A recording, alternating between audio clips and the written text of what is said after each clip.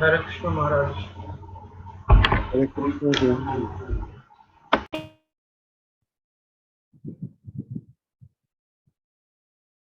Ambikesh. Hare Krishna Maharaj, please set my respectful obeisances unto your lotus feet. Hare Krishna Rukmini Hare Sevini Bhakti. Hare Krishna. Happy devotee. Thank you.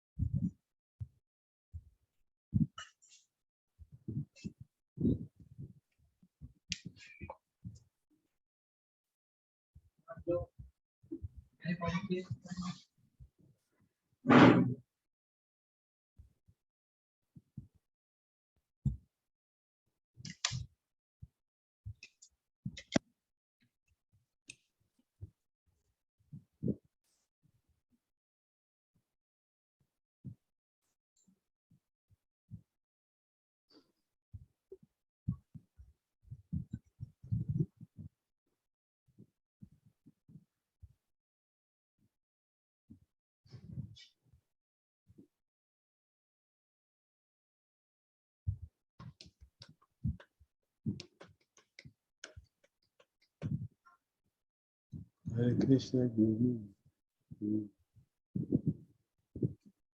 Please accept humble obeisances. Thank you.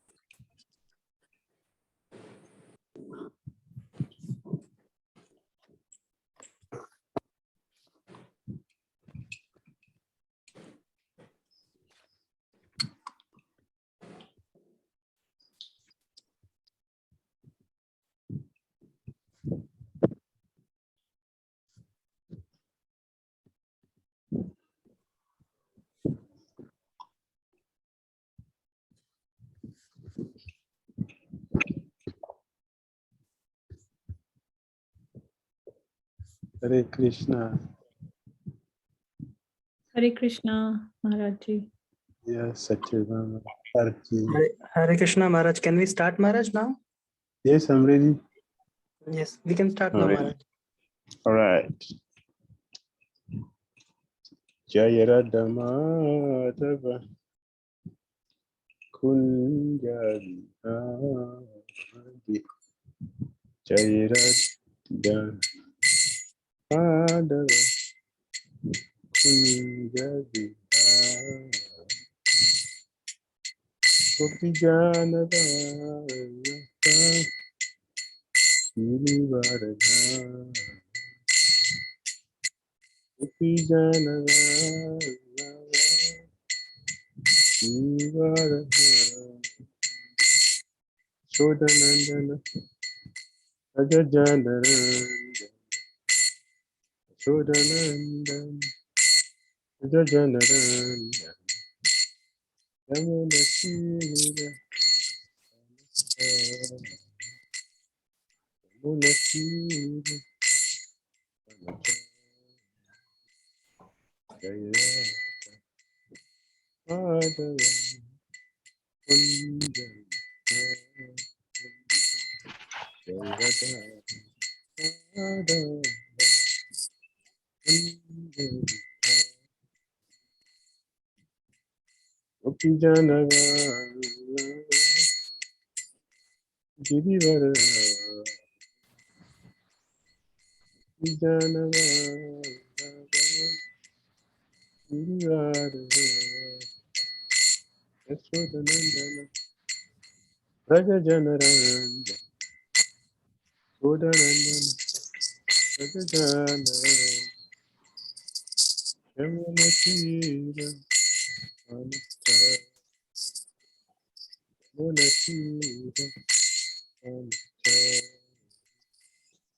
Hare Krishna Hare Krishna Krishna Krishna Hare Hare Hare Ram Hare Ram Rama Rama Hare Hare Hare Krishna Hare Krishna Krishna Krishna Hare Hare Hare Rama Rama Rama Hare Hare Jai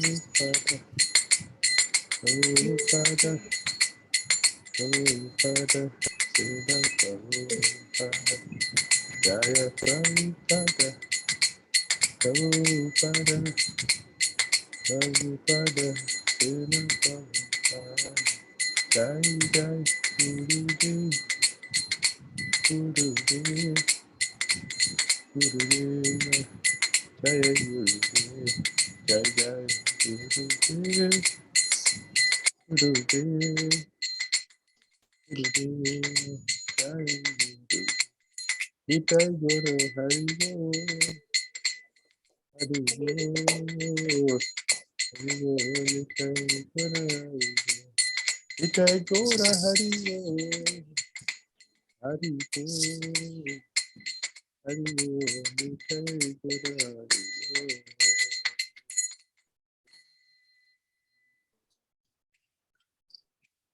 Jayam Vishnupad Paramahamsa Parivajagacharya Stu Tarasata Sisma Divine Grace is Founder of Charya Jagat Guru Sisi Bhakti Vedanta Swami Jai Jayam Vishnupad Paramahamsa Parivajagacharya Stu Tarasata Sisma Divine Grace Srila Bhakti Siddhanta Saraswati Thakur Prabhupada Ki Jai Ananta Gauri Vaishnava Vrinda Ki Jai Namacharya Srila Haridas Thakur Ki Jai Prem Kaho Shri Krishna Chaitanya Prabhu Nityananda Shri Advaita Gadadara Srivasari Gaura Bhakta Vrinda Ki Jai Shri Shri Radha Krishna Gopal Gopimadhyam Radha Kundan Giri Garodhan Ki Jai Vrindavan Ki Jai Madhuragan Ki Jai Navadu Maipudam Ki Jai Jagannath Puridam Ki Jai Jamuna Mai Ki Jai Ganges Mai Ki Jai Nasi Devi Ki Jai Bhakti Devi Ki Jai Samaveta Bhakti Vrinda Ki Jai Nitai Gaura Kumala Kittu Glory कहाँ चले गए थे आप और पैर हैं Oh glory मम्मा से पूछा था आपने Oh glory Glory Shri Shri Guru Shri Gauranga Namo Vishnu Padre Krishna Vita Uttara Patitrita Sham Namaste Krishna Parashita Shri Gaura Karana Sakti Patitrita Om Namo Bhagavati Vasudevaya Om Namo Bhagavati Vasudevaya Om Namo Bhagavati Vasudevaya Om Yana Nirandasya Yanandana Savakaya Chakshurundichandena Tasmai Sri Gurave Namaha Shri Chaitanya Manobhistam Savitam Yena Bhutale Swayam Rupa Kada Maham Dadati Swampadantika Vandeham Sri Gurun Sri Padakamalam Sri Gurun Vaishnavam Sri Rupam Sagrajatam Sahaganaratam Santam Sajivam Sahadvitam Savadutam Pashya Saitam Krishna Chaitanya Shri Radha Krishna Padam Sahagana Ravita Sivitagam Vishwanuscha Shri Krishna Karuna Sindhu Dinabanda Jagatpati Gopisa Gopika Kantarada Dhanavasuti Tapta Jana Gula Shri Visavana Siti Devi Kanavaya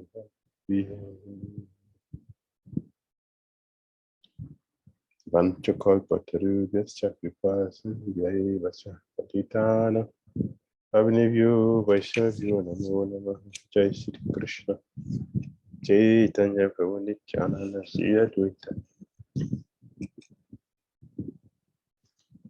Gadadhara Srivasadi Gaura Bhakta Hare Krishna Krishna Krishna Hare Hare Hare Rama Rama Rama Hare Hare Srimad Bhagavad Gita Cities Ki Jai Srila Prabhupada Ki Jai Hare Krishna. Dear devotees, continue our discussions about Bhagavad Gita as it is. Chapter 2, content to the Gita summarized. And we continue from text 20. Text 20. Na jayati mriyati va kadachin ayam buha nayam buddha bhavita vana puja ajo nitya saswatu jampurano ahanyati nyamane sarire. For the soul, there is neither birth nor death at any time. He has not come into being, does not come into being, and will not come into being. He is unborn, eternal, ever existing, and primeval. He is not slain when the body is slain. Very good. Krishna clearly delineates the eternality of the soul.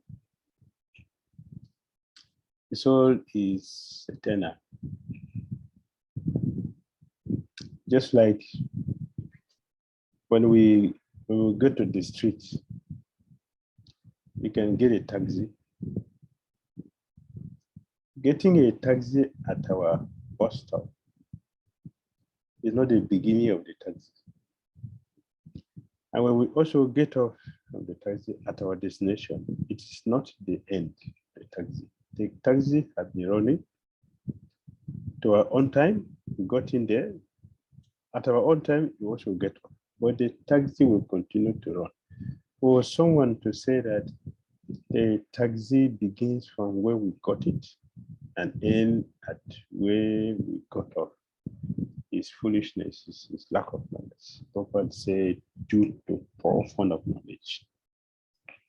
So for one to say that the soul can be killed, or the birth of the soul doesn't have any birth, it doesn't have any beginning, it doesn't have an end. It's eternal, but the soul keeps changing the bodies because of our material desires. Because of our material desires, the soul keeps changing the body. But here, Krishna is presenting the eternality of the soul. The soul doesn't have past, it doesn't have present, it doesn't have future. And it is Saswata, deathless, Saswata. Krishna says, Saswata, Jampurana, Purana. The soul is the oldest, Purana.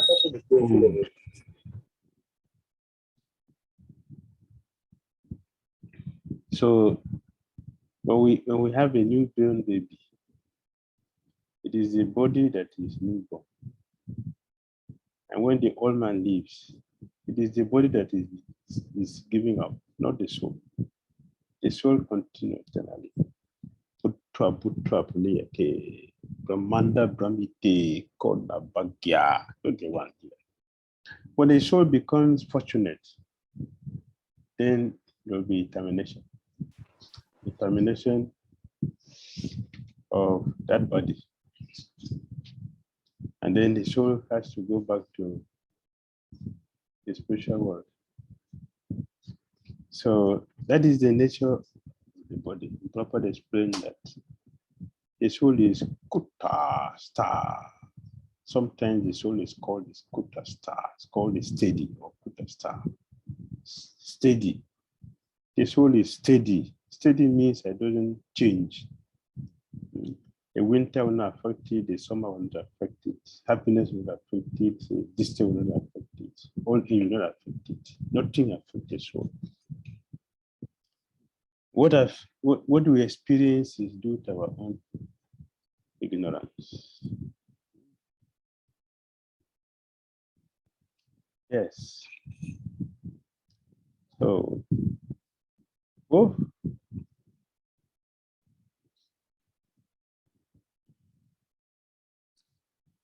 the super soul, Paramatma, and atomic soul, Jivatma, are situated on the same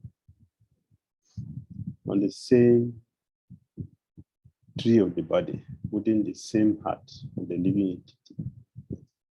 And only one who has become free from material desires as well as lamentations can, by the grace of the Supreme, understand the glories of the soul.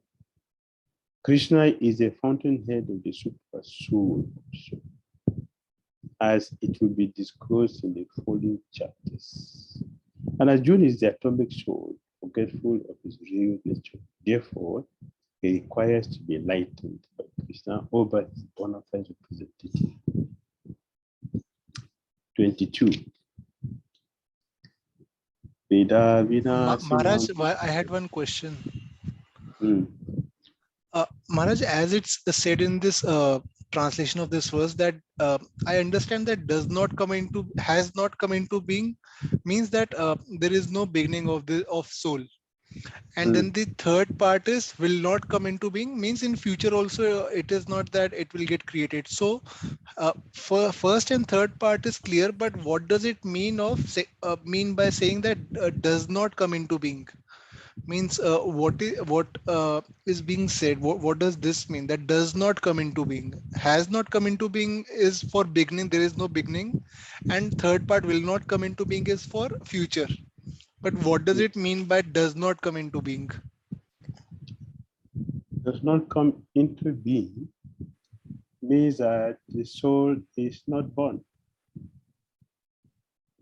The soul. But Maharaj, then first part also means same, that has not come into being. This is just English. If you look at this proper original translation, this was not there.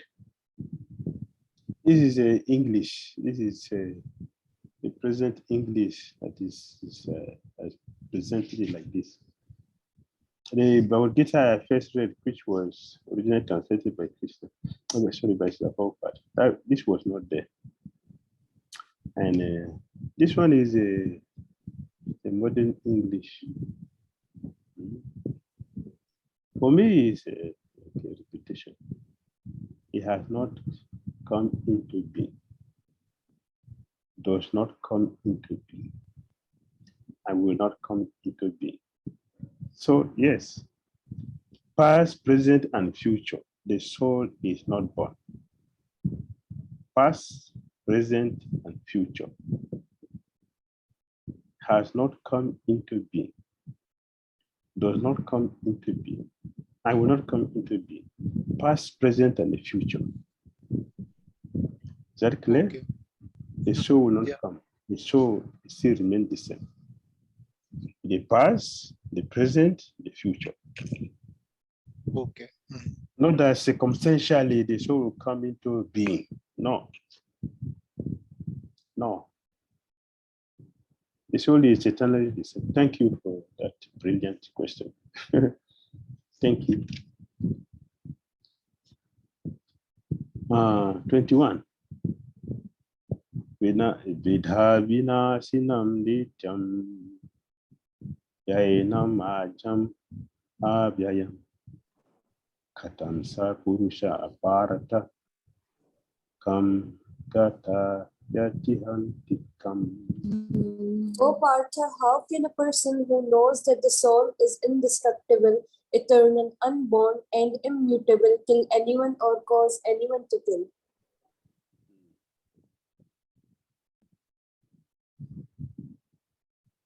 The soul is indestructible, the soul is eternal, the soul is unborn, it is immutable. Therefore, the soul cannot be killed by anyone, or anyone can cause the soul to be killed. Yes, we already explained that. Because we cannot see the soul. The soul is so tiny that we cannot see. Secondly, the soul by nature is eternal. That is the constitution of the soul. So we cannot change the constitution of water or fire. We cannot change the constitution of the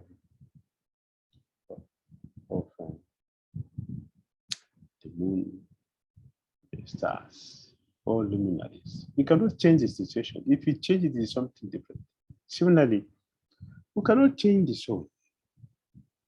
It is constitutionally part and parcel of Krishna. So we cannot change it. So for anyone to say that the soul is killed, I'll kill you, or that person is just about to kill me, it's all ignorance. It is all ignorance. The Prabhupada explained, everything has its proper utility, and a man who is situated in complete knowledge knows how and where to apply a thing for its proper utility. Similarly, violence also has its utility, and how to apply violence rests with the person in knowledge. That is why it is those who, the kings are called Raja Ulysses, because they know the philosophy and they know what to do. They know that they have to act properly, not just whimsically. They know the principle. They have the knowledge. So Yudhishthira Maharaj was instructed by General Bhishma. One of the instructions he gave to him was that Kshatriya should not practice violence. They should not practice violence. Brahmana should practice violence, but Kshatriya should not practice violence. In other words, Kshatriya should not take sannyas.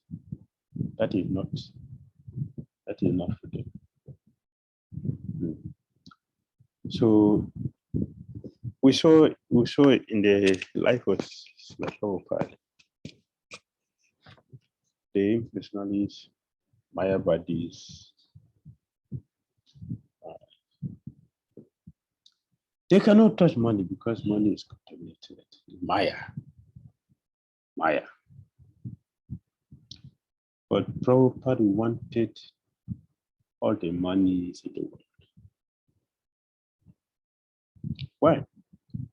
Because he knows how to apply Lakshmi for the service of Narayana.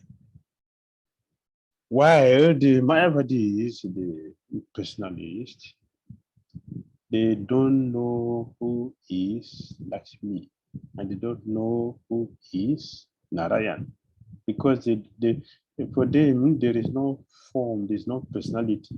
Therefore, they would never understand how to apply Lakshmi. Therefore, Rupa Goswami condemns them that they have no knowledge. They have no knowledge. They have no enjoyment. They don't have any enjoyment. You cannot enjoy without the body, material or spiritual. So it is necessary. But devotee can enjoy because we identify with form. We have form. We have senses to enjoy life in Krishna consciousness. But the Mayavadis, they cannot enjoy. They will suffer. And they are suffering because of the path they have taken. Yes. Prabhupada gave an example here. A surgical operation is not meant to kill the patient, but to cure him. If for the fighting to be executed by Arjuna, the instruction of Krishna is with full knowledge. So there is no possibility of sinful reaction.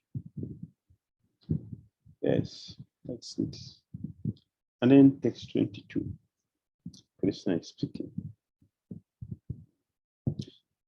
Vasansi jirnani jata vihaya Vanani Grinati Naru Parani Tata Sari Rani Vihaya Girnani Anyani Samyati Navadidi. As a As a person, sorry, Mataji, carry on. as a person puts on new garments, giving up old ones, the soul similarly accepts new material bodies, giving up the old and useless ones. Yes, this is transmigration. What is transmigration? Changing the body. How does it work? Whimsically? No, it is based on our desires and past deeds. Principally, our unlawful desires.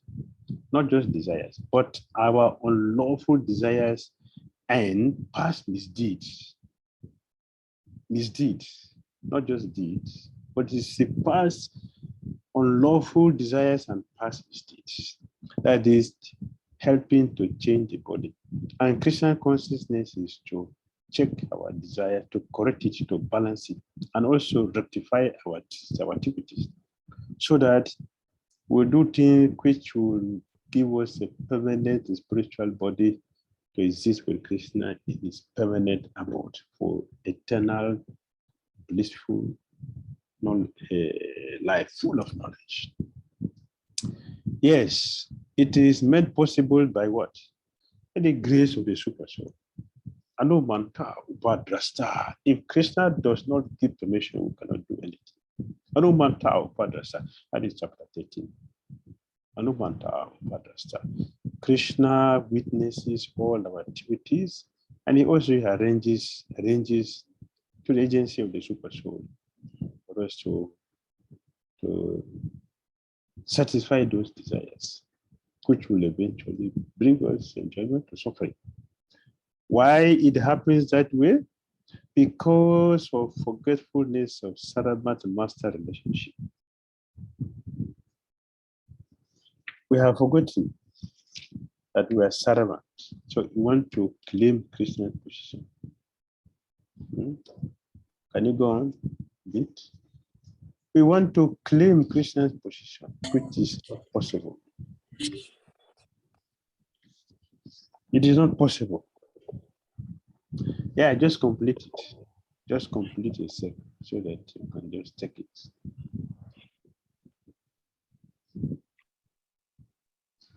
Yes. All right. Two birds are sitting on this tree. Two birds. Who are those birds? Super soul and soul. The super soul and the soul, the Jivatma.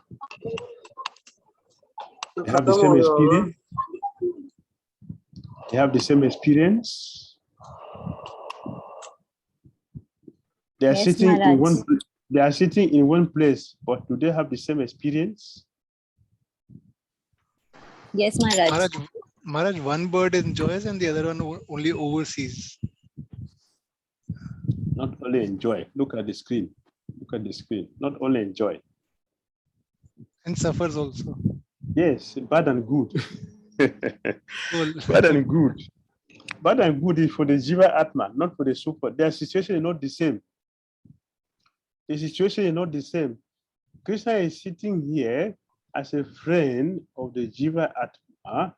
What is he doing there? He is just a witness. Upadrasta. Krishna is witnessing. Upadrasta. He's seeing everything. What are we doing there? The Jiva is eating the fruit.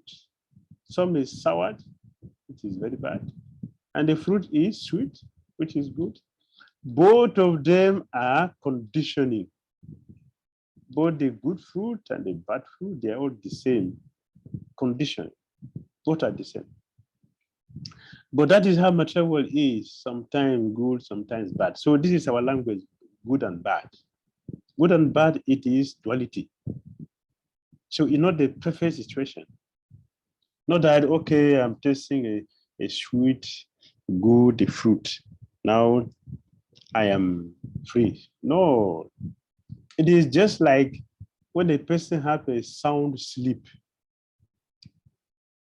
or one has a good health. That's the end of problems?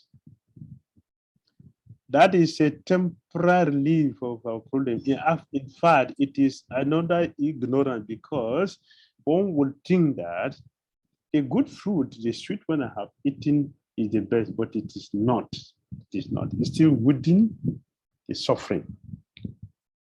It's still within the suffering.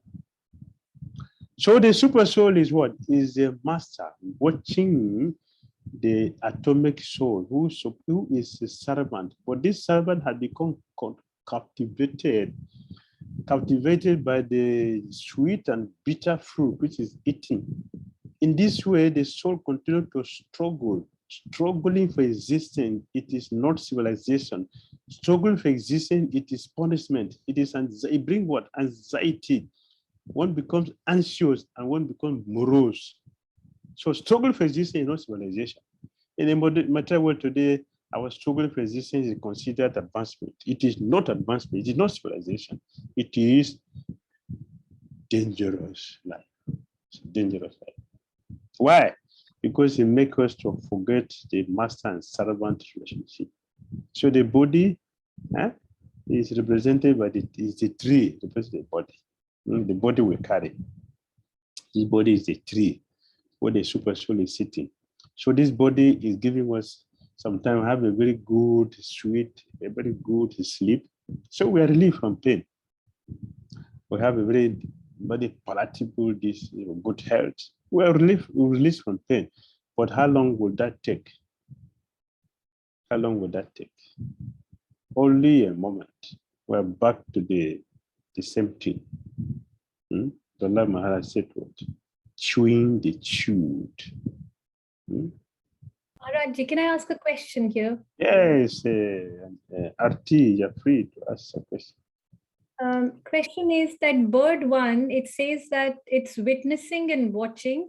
Yes, but can be, and this is just a question in my mind that, or maybe I'm wrong here, that is bird one waiting for bird two to watch him and kind of learn something, or it's just witnessing? But is it the super soul have nothing to do in being with us other than to help us to constantly remind us, please turn to me, please listen to me, please give me attention, please hear what I'm telling you, please do what I'm telling you. That is the business of the super soul. The super soul have nothing to waste, have nothing to do sitting in the body watching us. It has better thing to do. You go look at by contact than to just look at a foolish person wasting his or her time. So yeah, correct. That it's just see here. Witness means what? It's witnessing to constantly advise us. Listen to me. You should hear me. You take to the instruction I'm giving to you. Take to the advice I'm giving to you. Don't waste your time. That's all the super soul is sitting here for. Constantly encouraging speaking, advising, and ready to help us, but we don't listen. Yeah, right.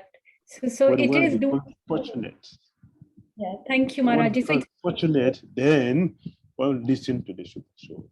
Brahmanda Brahmite Kona Bhagya Bhagyawa Jiva. Yes. That's it. yeah. No, I understand. Thank you, Maharajji. So what I was inferring from your kind reply is that it's not only watching and witnessing, but it's also saying that look at me and, like learn from me and do something more than what you're doing, right? Yes, I'm here as your friend. What is the duty of a friend? It's to help you. I'm here as a Yeah. friend to help you. So no, don't disturb me. I'm happy. I'm happy. Yeah, got it. When Thank you. You see a condition, so someone is in the hospital, the hand is jacked and the hang somewhere with the mini drips all over the body. Say, how are you? Fine. Fine? How are you? Fine. That is what we say. Fine. But what is fine? It cannot be fine for anybody who is not a devotee.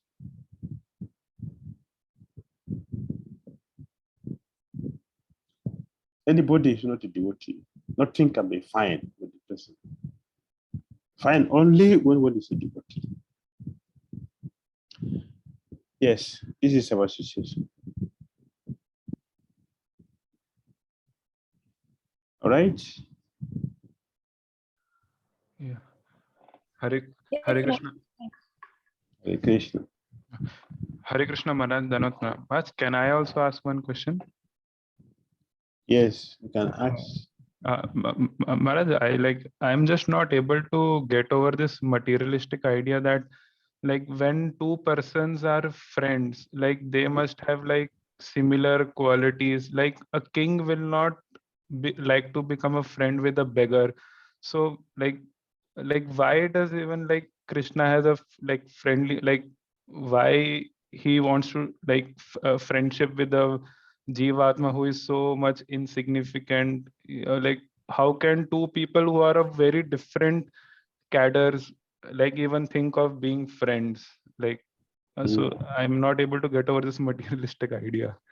Yes, in the material world, that does not exist. In the spiritual world, that does exist. And that is a true meaning of friends. A true meaning of friend is not someone who tells you things you want to hear. A true friend, the meaning of friend, a true friend is one who tells us some things we need to hear. And that is Christian position. And Krishna is a representative position. They will tell us the things we need to hear, not something that we want to hear. So it is different. Material world is different. Everything is different. In the spiritual world, everything is different. Opposite. So a true friend is Krishna. Suhurda, Sarvabhutanam. It's a true friend. It's a bosom friend, one who cares for you. Not just one who is here to raise shoulder with you. That is not friendship. That is competition. That is envy. A true friend does not raise shoulder with you. A true friend is here to lower the shoulder so you can help us. So the super soul is here because it's a father. It's our well-wisher. So although he's our master, he doesn't behave like that. You usually condition so. Krishna doesn't do that. Oh my dear spiritual, please listen to me because I'm your true friend. But do not take other sign as well. Other than me, who is your friend? Other than me, who is your true friend? The time how we speak, give jargon. Other than me, who is your true friend? Who can really be your friend? Who is there to cure for you? In the material world, that friendship doesn't exist. Love doesn't exist. Only in the spiritual world, in the spiritual life, for pure soul, that exists. This makes sense? Yes, Maharaj. Thank you very much, Maharaj. 23. Text 23. Nainam Chindanti Sastrani, Nainam Dehati Pavakahan, Na China Klidayantyapu, Na Susayati Maruta. The soul can never be cut to pieces by any weapon, nor burned by fire, nor moistened by water, nor withered by the wind. There are many kinds of weapons in this world. Many kinds of weapons in this world.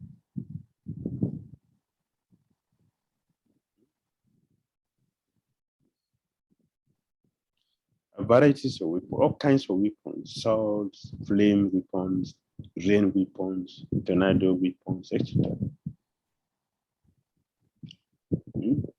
None of them can kill the soul. None. We are already given the example because they cannot see the soul. Nonetheless, the soul can never be cut into pieces or annihilated by any number of weapons, regardless of scientific devices. They are an illusion, thinking that they are very powerful. They can destroy. We are simply dealing with the material energy. We have all our activities, both the material and scientific, it ends with dealing with material energy, nothing spiritual. This should be clear in our head. There's nothing spiritual. It's all within the material energy. And that is why we cannot be satisfied in this material world, because suppose somebody give you only, in the whole of your life, somebody give you only 24 things to deal with. In the whole of your life, you have only 24 things to deal with. How will you feel? You understand? You have a house, but in the whole house, only 24 things you can have in the house. How will you feel? Maharaj, we have 24 items, only 24 things you have to deal with the whole of your life. Nothing more than 24 items, 24 things, 24 objects. How will you feel? Maharaj, life will become monotonous. There will be less varieties. Monotonous. So are we not experiencing it? Are we not experiencing that? Nowadays, all of you are devotees, but before becoming a devotee, or when you look at the material world, non-devotees, is their life not monotonous? Huh? Am I saying? Did you hear my question? Yes, Maharaj. So why are we monotonous? Why is life monotonous? Because I have only 24 things to deal with. You understand? Do you understand? Maharaj, you mean like 5 karmendriyas, 5 gyanendriyas like this? Yes. We have only 24 elements that made the universe. Is it not? Yes. So that is who we're dealing with. That's what we have. Nothing below that, beyond that.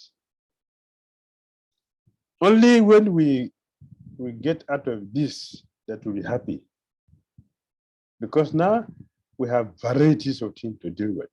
But as far as the material world is concerned, the material existence is concerned, we are simply dealing with 24 things. So it's not a surprise that we are morose, we are despondent, we are repeating the word, struggling to exist. That's all. We're simply struggling to deal with the 24 elements. And we're thinking, yeah, we're very civilized. Yes, very civilized. if those who have the knowledge of astral projection, those who have the knowledge, astral projection. When the soul is projecting out of the body, you can be going and going and going and going and think that they're going, but you're not going. You're not going anywhere. It's within the 24 realm, within this second material existence, not outside. So it's illusion. But the person who is doing that thing, I'm very experienced, I'm very advanced, I have mystic power. Yeah, I can project. Who are we going? We're still within the material world. That's all. All right, 24.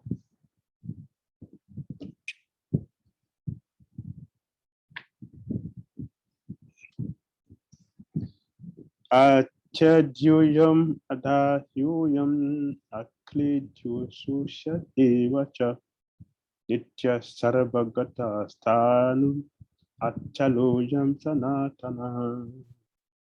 This individual soul is unbreakable and insoluble, and can be neither burned nor dried.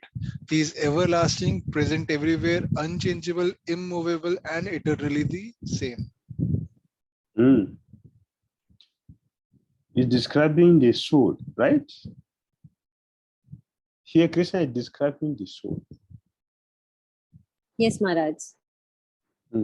What is he said here? What are the qualities of the soul mentioned here? Can you repeat? Yeah. The- So, yes, Mataji, please go ahead. No, Puji, please.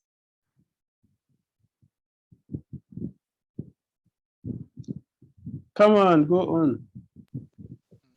This individual soul is unbreakable and insoluble, and, Okay, it's unbreakable, it's insoluble, can neither be burnt nor dried.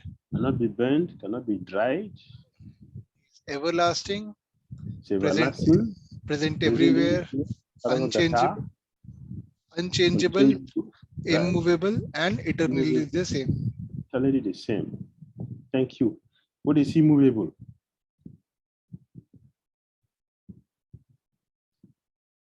What is immovable? It cannot be moved. Explain. That was my question. Explain. Maharaj, most of the things around us are immovable, like the laptop we are using. We're not talking about that. We're talking about the soul. Immovable. Means the constitutional position of the soul is same. Very good. Very good. Immovable. Achalo. Achala. The soul cannot be moved from its original constitutional position. That is the nature of the soul, the constitution of the soul. We have been using the word constitution. The soul cannot move from his position as a spirit soul, insoluble, unchangeable, cannot be bent, cannot be dried, unbreakable, is present everywhere, everlasting. This is the nature of the soul. Yes. That's the meaning. Actually. Oh yes, go ahead on the screen. What principle do these qualities establish? The individual soul is eternally the atomic particle of the spirit whole, and it remains the same atomic eternally without change. Do you understand? Achalo. Do you understand? Yes, Maharaj. Yes. Yes. It remains the same atomic atom, same atom, eternally, immovable. Achalo. Cannot be changed. Cannot move from his position. Yeah, the soul is sarvagata, all pervading. Can you move forward?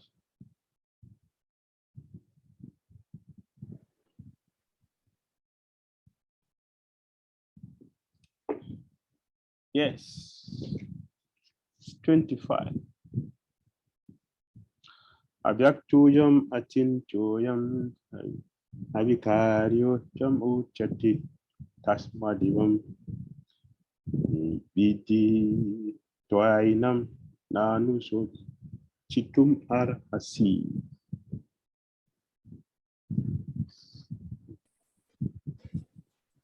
It is said that the soul is invisible, inconceivable, and immutable. Knowing this, you should not grieve for the body. This is just a repetition of the same thing, is it not? Is it not a repetition of the same thing, Oliver? Yes. Why Krishna is repeating the same thing all over? Why Krishna is repeating the same thing? To emphasize on this point so that it fixes in the mind of Arjuna. Thank you.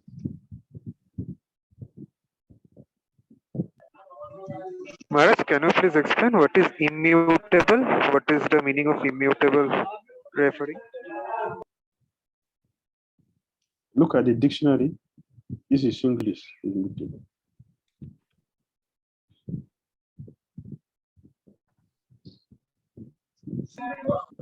Yes, Maharaj, it is unchangeable over time. Yes. Yeah.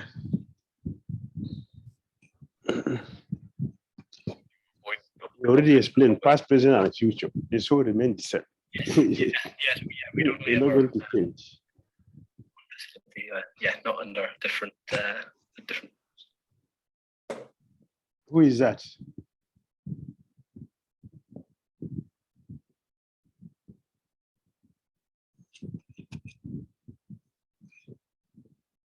We are discussing something which is very serious, so there's a need for us to focus, to have a focus, to concentrate.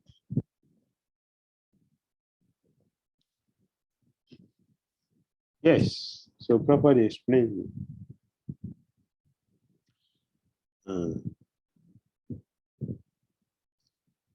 There is no source of understanding the identity of the Father except by the authority of the Mother.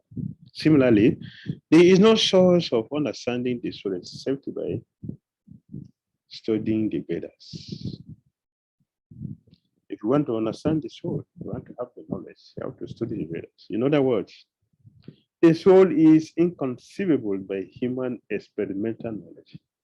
The soul is consciousness and conscious. That also is the statement of the Vedas. And we have to accept that. Unlike the bodily changes, there is no change in the soul, actually. So properly explained, repetition of something is necessary in order that we understand the matter thoroughly without error. That is the significance of repetition. For us to understand something thoroughly, we need repetition. So, and repetition means that that thing is important. So it should be clearly understood, as the Prophet said, without error. We should have a clear understanding. Therefore, Krishna is repeating the same thing so that we can understand. This is very important lesson, and we should understand it clearly. We should know this, the nature of the soul. To understand this, we have to study the Vedas under the proper bona fide guidance. That is needed. 26. Pate chainam nitya jatam nityam va manase mritam tapitum mahabaho nainam suchitum arahasi. If, however, you think that the soul or the symptoms of life is always born and dies forever, you still have no reason to lament, O mighty armed. Krishna said, now I will explain from worldly point of view. I have been speaking from the Vedas. Now I want to take it from the other side. You see, because Prabhupada himself is saying we should understand everything from different angle of vision, different vision, angle of vision. So we can come to a conclusion, the final conclusion. So Krishna is doing that here. I want to take you. I want to explain everything from the worldly point of view. This is just a common sense, not just the Vedas alone, but common sense. Atacha, if however.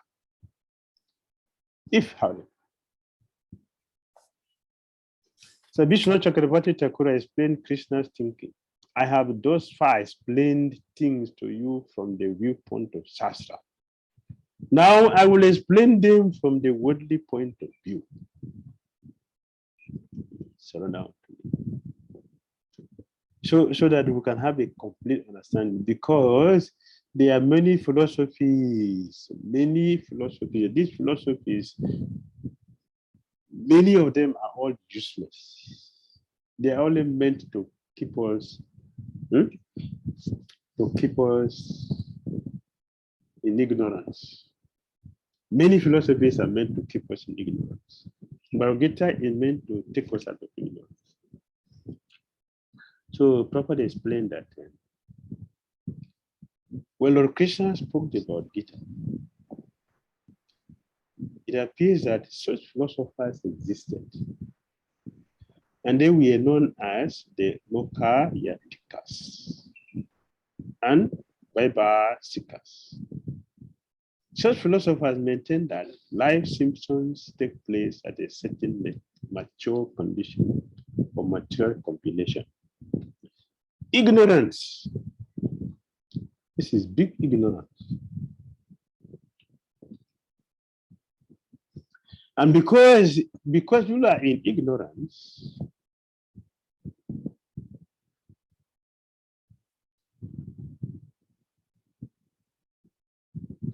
they are expanding our ignorance and considering that to be knowledge. According to them, the body is a combination of physical elements. And at a certain stage, your life symptoms develop by interaction of the physical and chemical element. So if somebody says like this, what would be a philosophy to defend, to counteract that? Yeah. So you are in a class, somebody is speaking like this, what would you say?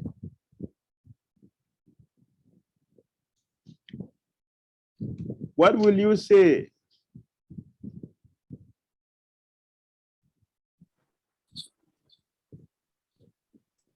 Maharaj, you have very nicely explained the previous verses about the soul, that it is immovable, inconceivable, no one can touch it, no one can burn it, no one can kill it. So now if somebody asks this question in classroom, then already it has been explained. Somebody is come and say, see, I'm a doctor. I'm telling you from the scientific point of view, I'm a doctor. So okay. From my experience as a doctor, everything is just a combination of chemicals. What will you say? A proper quoted them here. The philosophers, useless philosophers. They're useless philosophers. What will you say? All your quotations from your Gita, that is your own, but I'm telling you from the scientific point of view. So what will you say? Maharaj, can we say, like, I don't know, is it related to this verse or not? A person who is born, that definitely will die like this. I'm not able to connect. Can I say, Guru Maharaj? Yeah. From scientific point of view, Guru Maharaj, I have heard of this near-death experience and out-of-body experience, which shows that soul is, and also there are regression experiments have been done by many. Very good. Very good. Very good. Very good. Thank you. Can So- we say that if When some years ago, the Brahma Kumaris, they were having some program. So they invited us to come and speak. And so we went there to speak. Different other organizations were, it was a panel program. The Brahma Kumaris, the Kankar, the Rosicrucians, the Sufis Muslims, the Christians, and ISKCON Hare Krishna. So we went to represent ISKCON. So they were speaking their philosophy, talking all kinds of nonsense. So this kind of philosophy they brought up, talking nonsense. Of course, in the lecture, Prabhupada have asked, so if I give you chemicals, will you make a boat? Can you make a soul? If I give you all the chemicals I'm talking about, can you make the soul? Prabhupada challenge like that. So you get all the chemicals, and you already have the chemicals in the laboratory, you have all the chemicals. Why you have not been able to make the soul yet? In the future, we are going to make it. At a postdated check. Who wants postdated check? Nonsense. Postdated check means you don't have money. That's the idea. You don't have money. So you are telling me your future I got to means that you don't have the ability. That's all. You're a fool. You don't have ability. If you have the ability, you can give it to me now. Why next year? Someone is about to die. So, oh, don't worry, I'm going to kill you next year. But I will die before next year. Means you don't have the medicine. You're a fool, so you should keep quiet. They are fools. They don't do anything. So I told them like that. And then I also told them, I told them that it's a knockout for all of the useless philosophers. So I told them, yes, my dear brothers and sisters, yeah. Because they were also promoting abortion. They were promoting, in the course of that, they were promoting abortion. So I asked them, the body is already developing without the soul up to 7 months. So what is making the body to be developing? And what is the need for the soul to come in? The body is already developing without the soul. So what is the need? Huh? All of them have nothing to say. They are fools. So I told them, it is the presence of the soul that will make everything function. The moment you remove the payload for the mighty Boeing 707 aircraft, it will remain in one place until they get destroyed. It will remain in one place. But the moment the tiny soul enters it will go to the air. So nothing will grow. Nothing will grow without the presence of the soul. So it is nonsense to say that the soul is not there until the 7th month. Why the soul should come at the 7th month? Why? And why is it growing without the soul? And it's already growing. So what's the need of the soul coming in there? Everything is already going on automatically. So what the need of the soul coming? So it's useless. So I told them, it is the presence of the soul that makes everything function. So the soul is there. And because the soul is there, you see everything is happening. And the moment the soul leaves, everything will stop functioning. Mr. President, you can kick Mr. President in the face, no protest. But when the soul is there, you can't do that. You'll be jailed. As soon as the soul leaves the body, you can kick the face, you can burn the body, you can do anything with the body. No protest. No protest. So it's a common sense to understand. So they kept quiet. All right, 27. Text 27. Datasya hi durvo mrityu durvam janma vrita sacha Tasman apariharierte natam sochitum arhasi. See, all along Krishna have been using sochitum arhasi. Now, sochitum arhasi. Krishna have been using this word all through many 3 verses now. 27. Translation. One who has taken his birth is sure to die, and after Yes. death, one is sure to take birth again. Therefore, That's it. in the Yes. unavoidable discharge of your duty, you should not lament. Mm.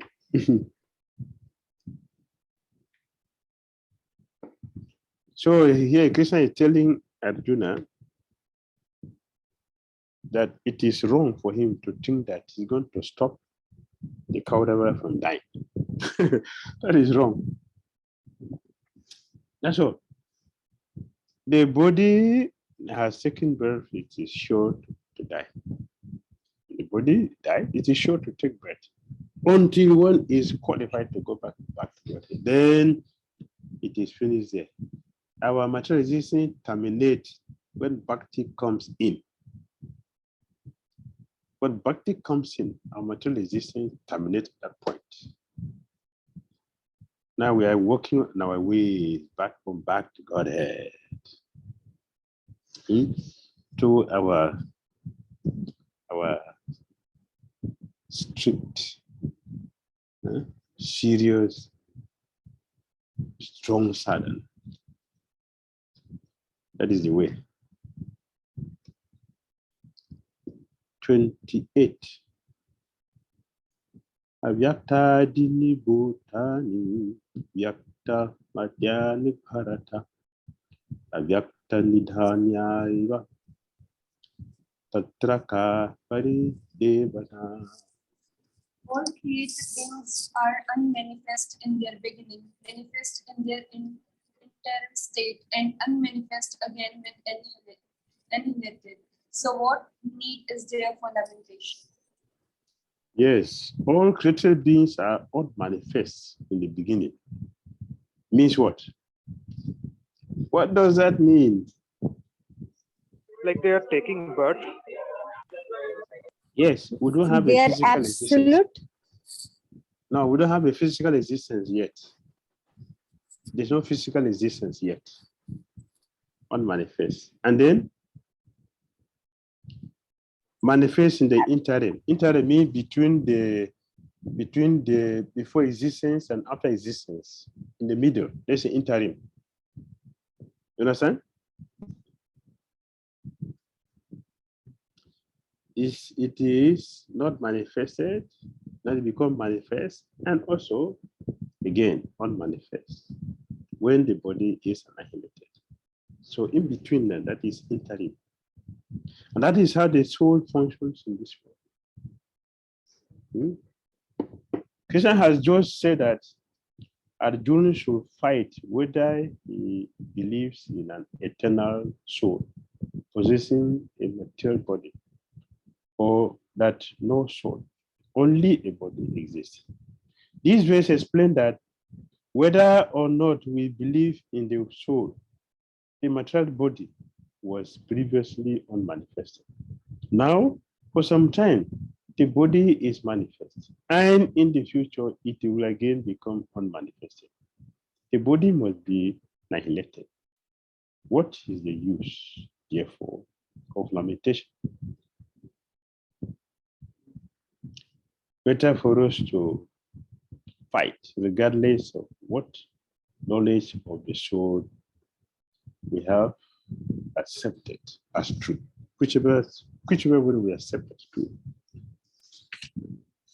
we should do our duty and properly give a philosophy here in the purport, in the last part of it. The material body has no factual existence in relation to the eternal soul. Very nice. It is something like a dream. In a dream, we may think of flying in the sky or sitting on a chariot as a king. But when we wake up, we can see that we are neither in the sky nor seated on the chariot. The Vedic wisdom encourages self-realization on the basis of the non-existence of the material body. Therefore, in either case, whether one believes in the existence of the soul or one does not believe in the existence of the soul, there is no cause for lamentation, loss of the body. After all, it's going to go that way. So what is the problem? What is the problem? And now Krishna is going to do a very powerful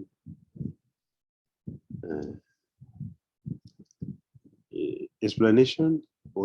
Explanation. What about this soul we are talking about? 29. Ascharya vat pashati kastena ascharya vat vadati tataiva chanya ascharya vachainam adasrinoti shutva pienam vidana chaiva kaschit.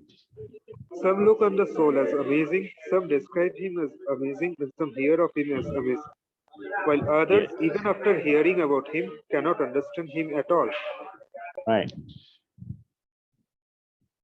Yes. Ascharyavat. That's the nature of the soul. Ascharyavat. Ascharyavat. The soul has amazing nature. Amazing nature. Ascharyavat means amazing. Pashati means sees. Vadati means describes. Shrunoti means hears. The first line of this verse says, Ascharyavat Pashyati. Some look on the soul as amazing. The second line says, Ascharyavat Vadati. Some people speak about the soul as amazing. And the third line says, Ascharyavat Shrunoti. Some hear about the soul and think of him as amazing. As amazing. In the first line of the purpose translation, some look on the soul as amazing. Ascharyavat, amazing, is taken to modify the soul, which is the object of the sentence. So the Bhakti has given two more interpretations, wherein the word Ascharyavat additionally modifies the sentence, subject, and verb. Thus, each line of this verse can be explained in three ways. As the word amazing changes from modifying the object, the soul, to modifying the subject. Yes, you look at our screen. What do we see? Maharaj, there is the same soul in the elephant, same soul within the microbe. Not different? No difference. So isn't Same amazing? soul, same size, same. So isn't that amazing? Isn't that amazing? Yes. Yes, Maharaj, it is amazing. Yeah. Such a mighty entity like this, and a microbe, what is it? What is the size of a microbe? Yes. But what is making all of them important is the soul. So isn't that amazing? Yes, Maharaj. Yes, Maharaj. Yeah. Therefore, many people cannot understand it at all. Many people cannot understand it at all. And we can speak about it. Some look on the soul as amazing, okay? Some describe as amazing, and some hear of him as amazing, while others, even after hearing about him, cannot understand it at all. Yes. So it's amazing. then if such a tiny entity is amazing, what about the honor? What about the honor? Super amazing. Super amazing. Super, supremely amazing. That's why he's Supreme Personality of Godhead. Yes. Supreme. Yes. Yes. Yes. That's it.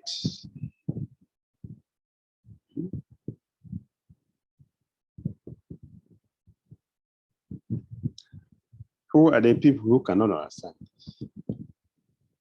Men with profound of knowledge,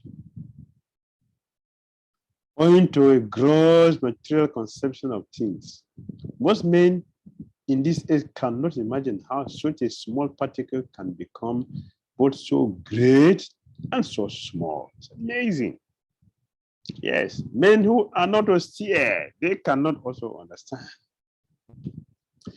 Illusion by the material energy, people are so engrossed in subject matter as for sanctification that they have very little time to understand the question of self-realization. And then men who are misguided by acceptance of the soul and the atomic soul as one without distinction of magnitude. This is a profound of knowledge. This is ignorant. So this is a philosophy from the previous philosophers. Prabhupada had described here the two philosophers, Lokaya Tikas and Baiba Sikas. I mentioned before that their philosophy is just to keep people in ignorance, foolish people like them, to keep them in ignorance. So the philosophy is useless. But that is what many people prefer. Therefore, Krishna is giving to them. Krishna is giving them what they want. Because that is what they want. So Krishna is giving them.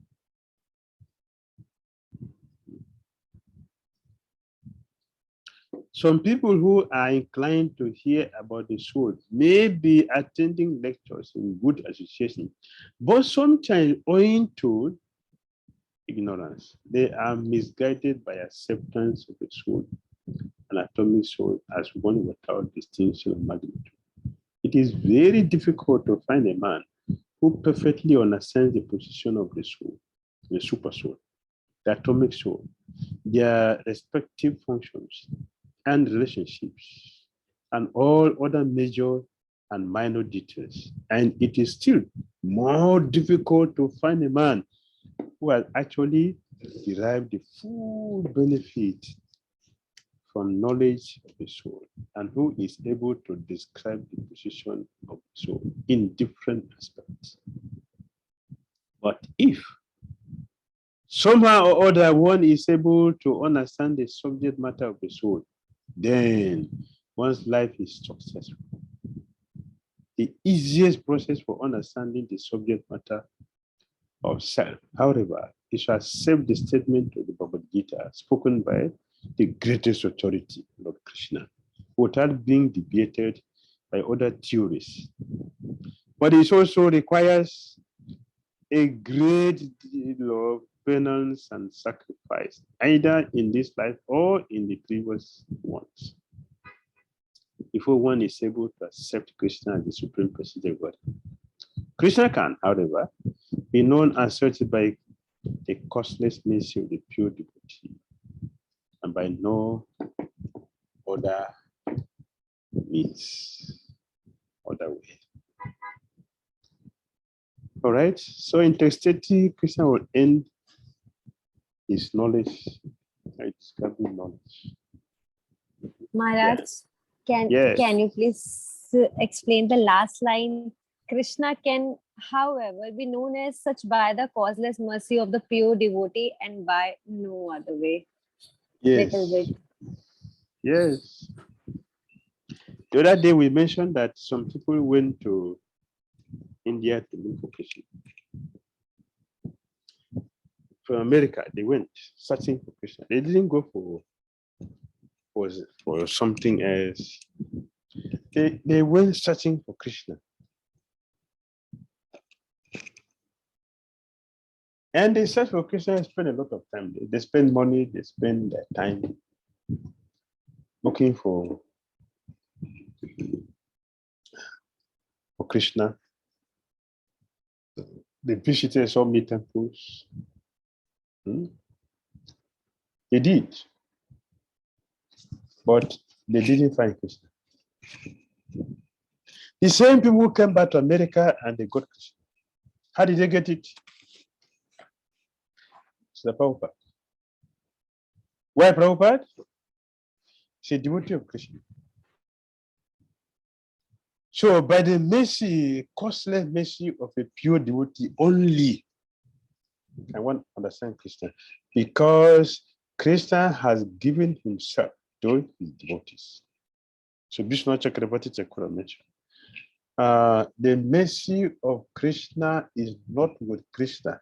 The mercy of Krishna is with Krishna's devotees. When a devotee introduces us to Krishna, Krishna will accept. It's a devotee who knows Krishna will explain to us who is Krishna, who will explain to us who we are, who will explain to us what is our relationship, who is going to train us to be able to understand this knowledge. It is the costless mercy of a devotee. So make that happen. Therefore, you see in chapter 4, Krishna was talking to Arjuna directly when he told him, if you want to understand me, approach the devotee. He's bona fide. He taught what there is. Approach the Tattva Darsi. Then he will give you everything. He'll give you everything. He'll give you Krishna. And Bhakti Natakura, he sang that. Vaishnava Thakur.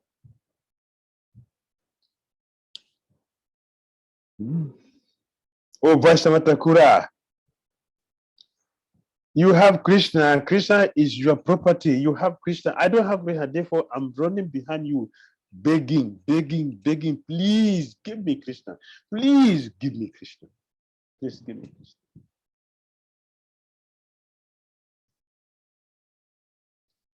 Give me Krishna.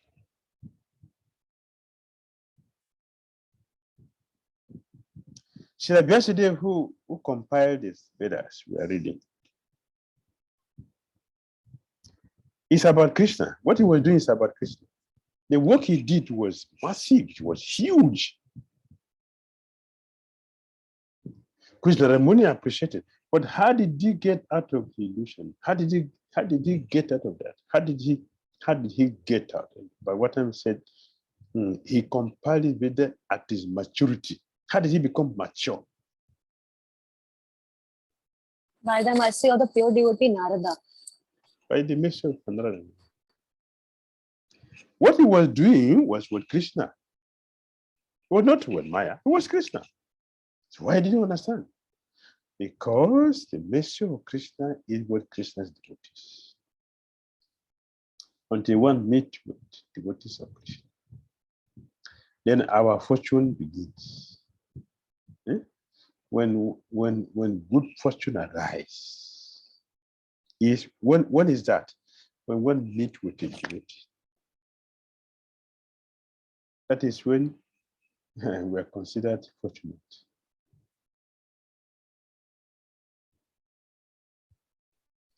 Does it make sense to you? Answer that question?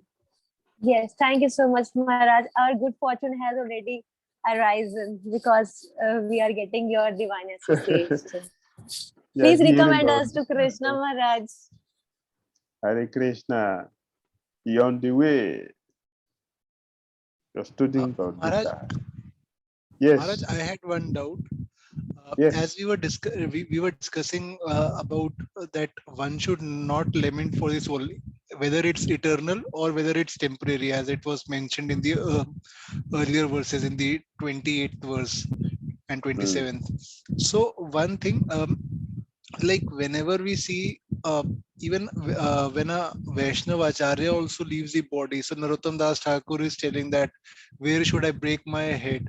I know, like, it is they are lamenting, or they are missing the association of a great Vaishnav saint, but we see that that is also without any condition, or they are missing the association of a devotee. But in even in material world, like, or even if we see when Abhimanyu left his body, then Arjuna was lamenting. And even in the current scenario in material world, those were non-devotees, they might be lamenting for someone uh, uh, who left his body, not only for sense gratification, but in reality that they will not be able to see that person anymore.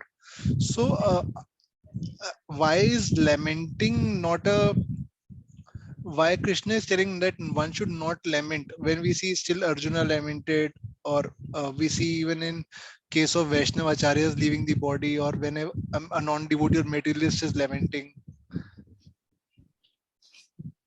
Thank you. Thank you for a nice question. Yes, we are talking of Arjuna and other Vaishnavas. When Jagannath Mishra left, disappeared, when the Chitamabu's wife also disappeared, the Lord felt it for a moment. And he went to Gaya to do Pinda.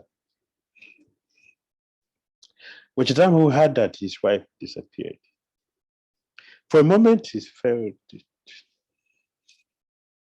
For a moment he felt it. He was silent.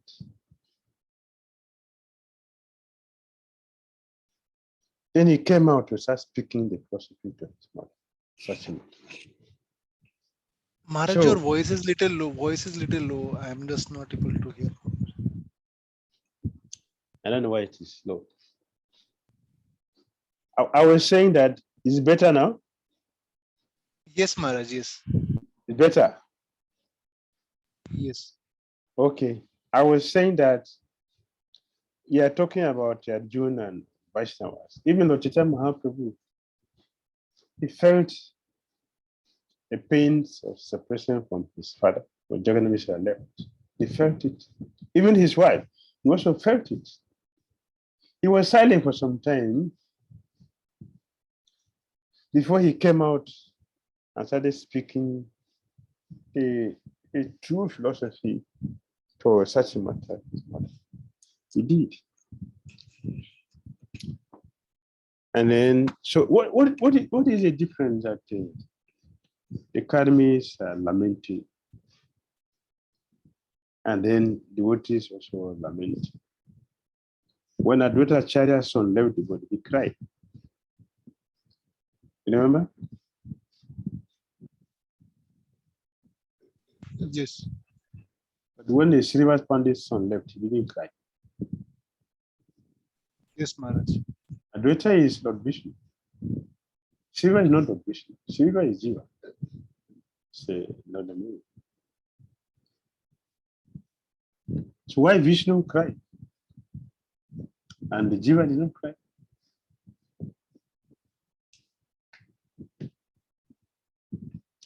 It is Shiva who should cry, not Advaita Acharya.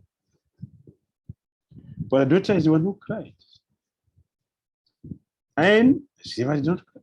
In fact, when the Sriva's family members were going to cry, he stopped them. You keep quiet. Do not disturb the Chaitanya Mahaprabhu.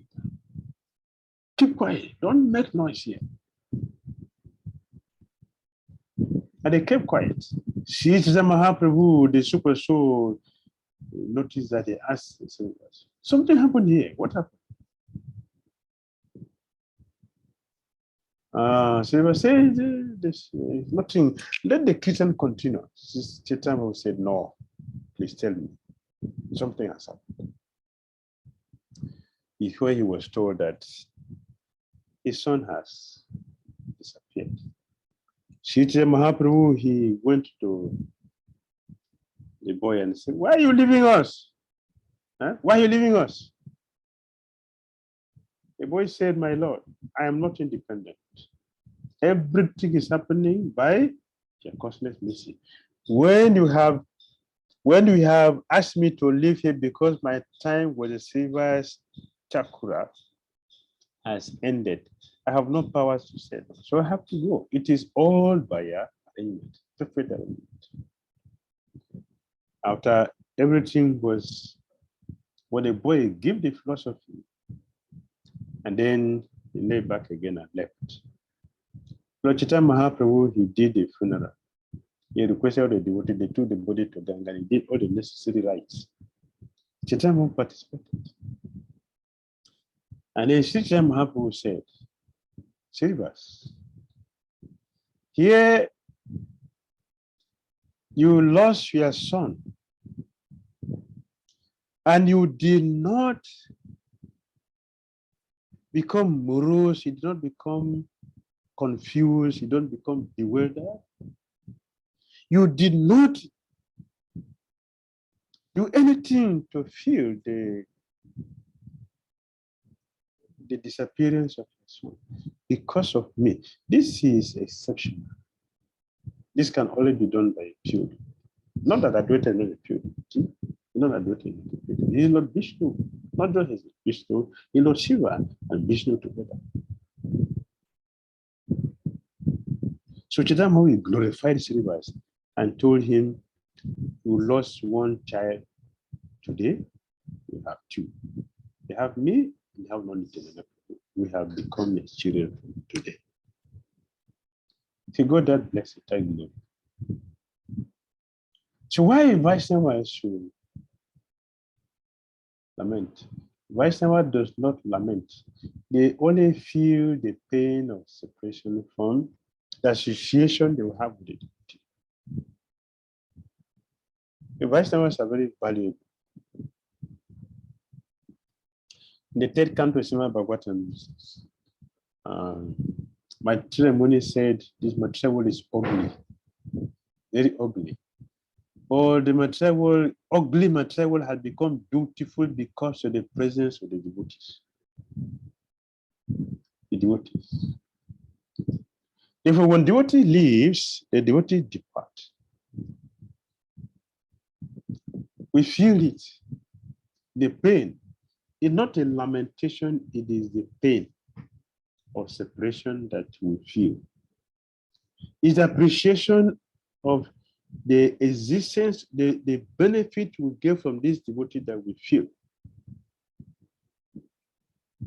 The existence brings a spiritual enlightenment. That's about to not included. Even they live sound. They live in sound. They never go anywhere. They are still there in sound. Who can pray today will see get blessings. Who can worship them will see get blessings. We can still serve in many ways, get blessings. So we have feelings. It is not that devotees should not have feelings. Devotees should have feelings. We are not stones. Perfection of purity does not mean we don't have feelings. It means we know we have feelings. We should feel for the disappearance of the devotee. But that is different from being morose. Lamentation that will bring what moroseness. It is ignorance. See, it is different from non-devotees. Lamenting. The lamentation is not because of the spiritual benefit they're getting. It is because of the material things they're getting from the person. The lamentation is external.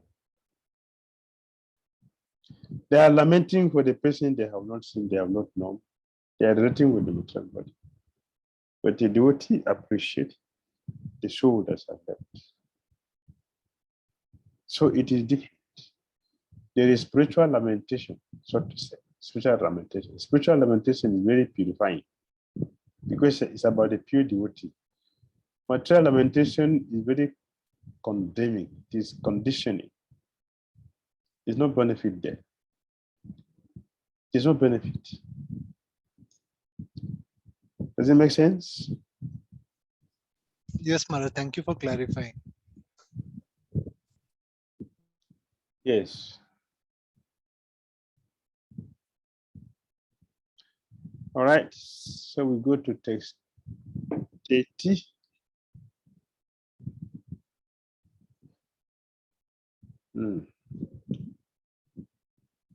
Dehi nitama badyoyam dehi sarvasa bharata tashman sarvani bhutani na tvam suchitumara hasi.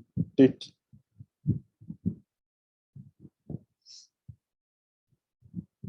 Translation. O descendant of Bharat, he who dwells in the body can never be slain. Therefore, you need not grieve for any living being. Very good. The first summary of the end section. First summary of the end section.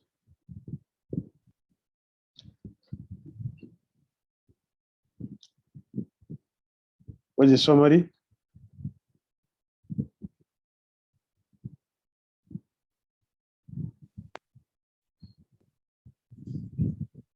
Can you read it? 4-point summary of Gyan section. First, identity of living entity. Yes. Second, soul versus body. Soul, which is eternal, Yes. versus body, which is temporary. Right. Third, immortality doesn't encourage whimsical encourage. And fourth, justified violence in terms of the sanction of the Lord. Yes. So the living entity is eternal. That's our identity. It's eternal. Identity of the living entity. We have been described. So many verses Krishna has given. This is the end section. That the soul is eternal. That's the nature of the soul. And what the nature of the body? It is temporal. It will not last for long. Therefore, it is not important. We can use it to do something. The Bhagavatam, it is said, although the material body is temporal, but we can use it to get out of material existence. That is the only best thing for this body. So, immortality doesn't encourage whimsical engagement, whimsical activity. It doesn't. That the soul is eternal doesn't mean we should act whimsical. One who says that the soul is killed or is being killed is a fool. So Kamsa philosophy. Kamsa philosophy. My dear brother-in-law Vasudeva, I am not the killer of your children. It is providence. And who can go against providence? This is Kamsa philosophy.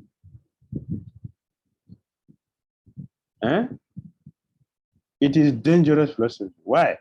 Why is he killing the babies?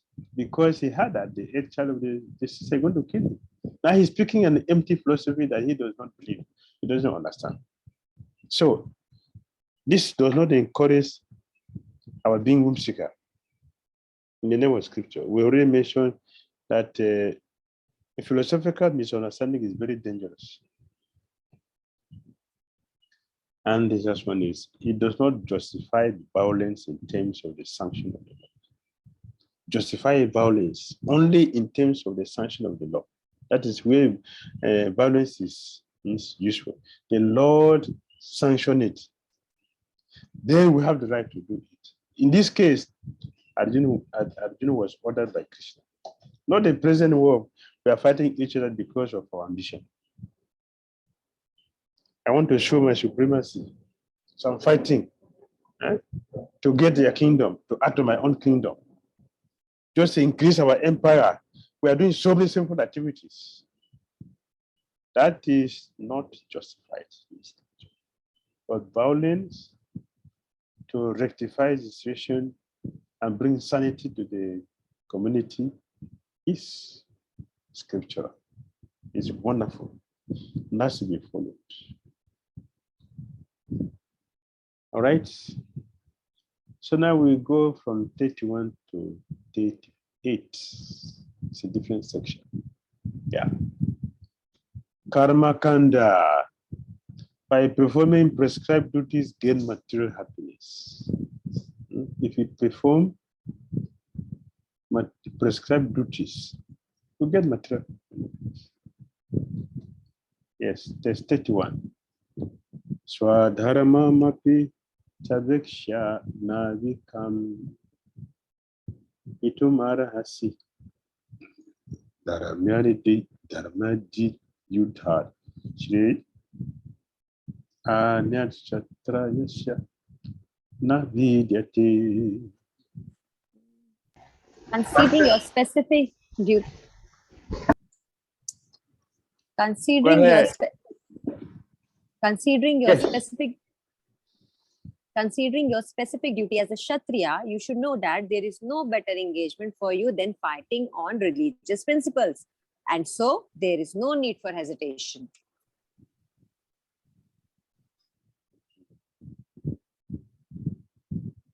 Yes.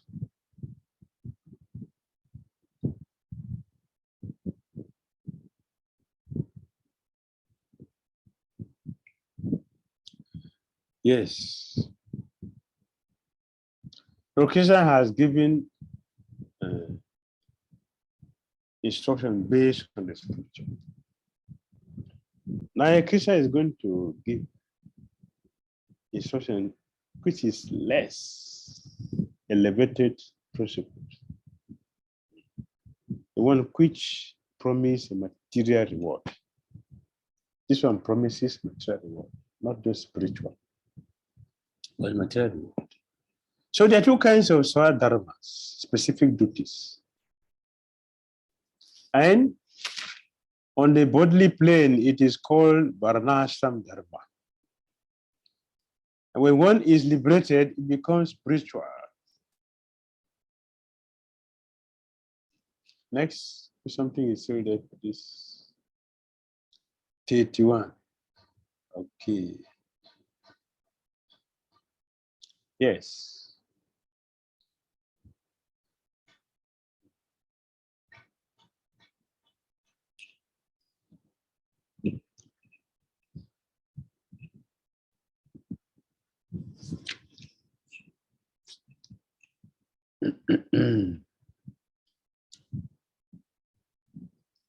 The last part of the purport, very properly explained.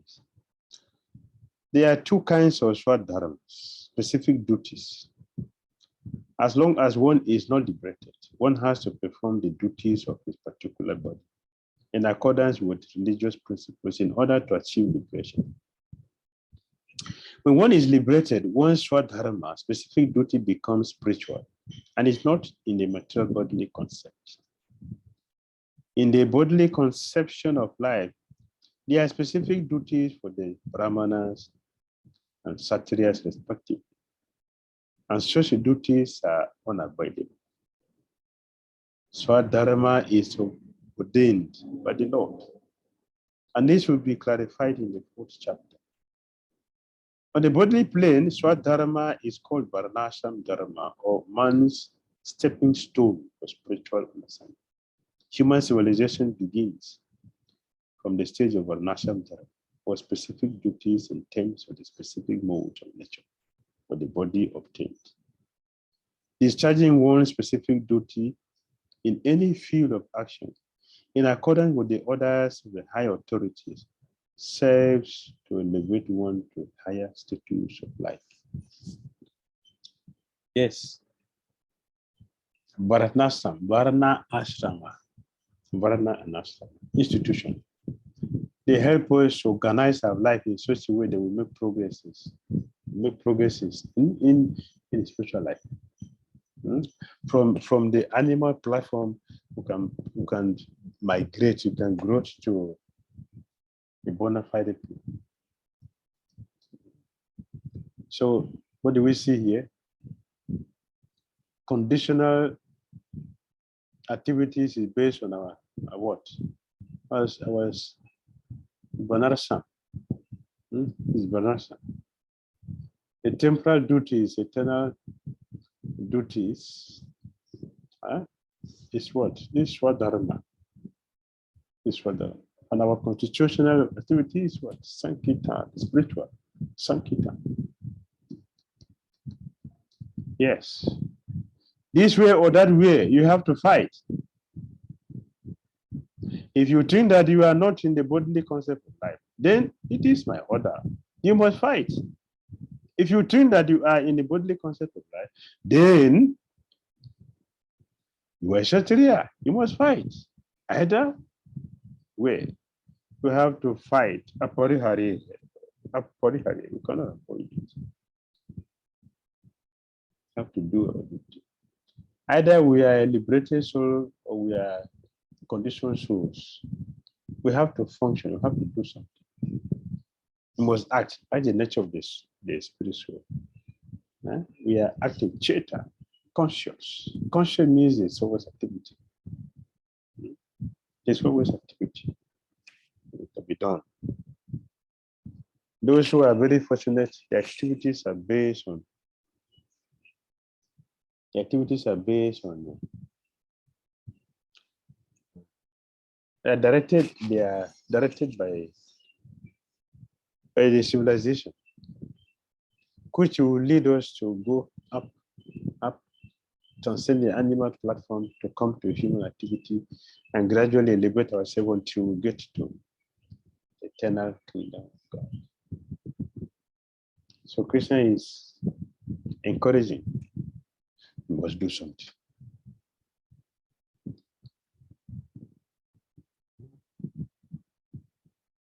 Thirty-two. Yadri chaya chopananam swaraga dvaram apavitam chukina satriya parta abanti yudham idrisham.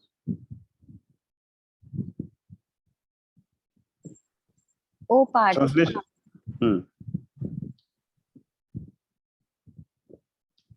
Continue.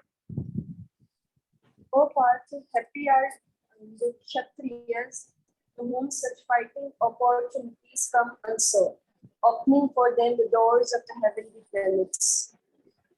Yes. For Kshatriya, as supreme teacher of the world, Lord Krishna condemns the attitude of Arjuna, who said, I do not find any good in this fight. It will cause perpetual habitation in hell. Such statement by Arjuna were due to ignorance only. And Krishna doesn't want that. He wanted to become non-violent in the discharge of his specific duty. We already mentioned the Kshatriyas should not practice non-violence.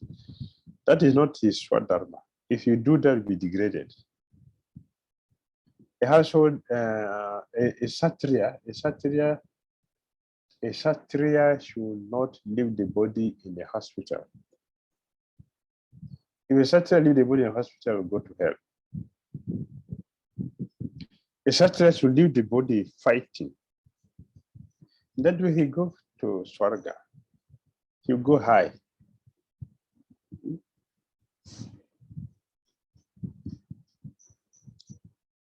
Like devotees should leave the body. How? How should a devotee leave the body? How should devotee leave our body?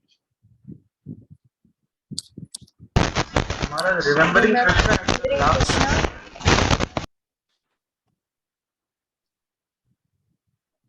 So remember Krishna, I think it's very easy. You think it's easy to remember Krishna? No, Maharaj, it's very No, difficult. Maharaj. We have to practice it throughout our life. Yes. So what to do? How should we leave our body? Since it's difficult, Kulasekara Maharaj said it's very difficult to think of Krishna at time of death. So he's praying, Krishna, please allow me to live now that my body, give me so much pain so I can concentrate on your meditation. So it's difficult. So what is our hope? What should we do? What are the mechanisms? Maharaj, devotees. Maharaj, Yes. devotees only. If we have a good relation with devotees And if we have association of devotees, at the end time, they will come, they will put tulsi in our mouth, they will put Ganga Jal, they will chant Hare Krishna mantra, and they will give us the remembrance of Krishna. And Krishna also says in Bhagavad Gita, if you practice whole life, if somehow you are not able to remember me, I, your personal, come to take you back to my abode, Golok Vrindavan. Thank you very much. Thank you. How did Haridas Thakur leave his body? How did he leave his body? Haridas. Haridas, how did he leave his body? So glorious. How Chaitanya glorious. What makes it glorious?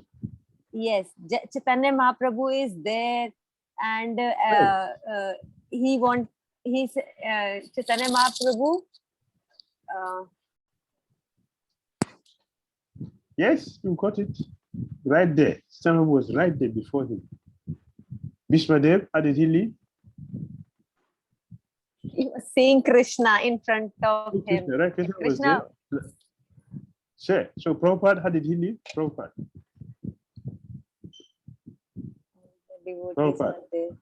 How did he leave? All his disciples were there. What were they doing? Chanting Hare Krishna. Yes. Hare Krishna, and yes. he was. So two ways devotees should leave the body. Two ways. Either Lord Krishna, if he's personally present before us, or we leave the body in the middle of kirtan by the devotees. These are two ways devotees should leave the body. This was precious. Kirtan. The holy name and Krishna are the same. They're not different. These are devotees should leave the body. In kirtan.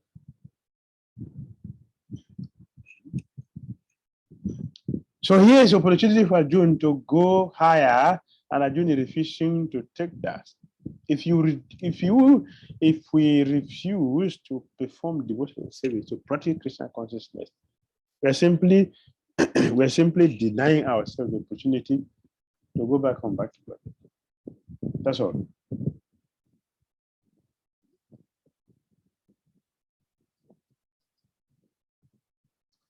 The Kshatriya's duty is to protect the citizen from all kinds of difficulties. And for that reason, he has to apply violence in suitable cases for law and order. Therefore, he has to conquer the soldiers of the inimical kings, and thus, with religious principle, he should rule over the world. Considering all aspects, Arjuna had no reason to refrain from fighting.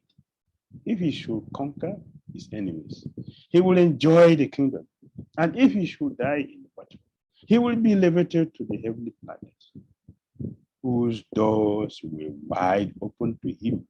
Fighting will be for his benefit in either case. So Krishna said here, opening part, happy are the Kshatriyas to whom such fighting opportunity come unsought. Yes. Opening the door very wide for heavenly planet. The door is open, it's already waiting. Huh?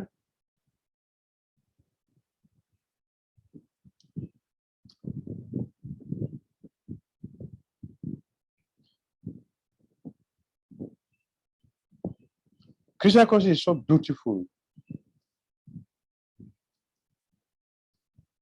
Some devotees engage in Krishna consciousness. The other demigod were already waiting. They were already conversing. You come to my planet. Yeah, you come to my planet. They were conversing. They are still here on the planet here. The demigod already come and employ you. You come to my planet. You come to my planet. Just like some companies, they go to universities and look at the students who are performing very nicely. They will employ them right there from the school. As soon as they finish their school, they will join the company directly. It is happening also spiritually, not just materially. It's happening spiritually.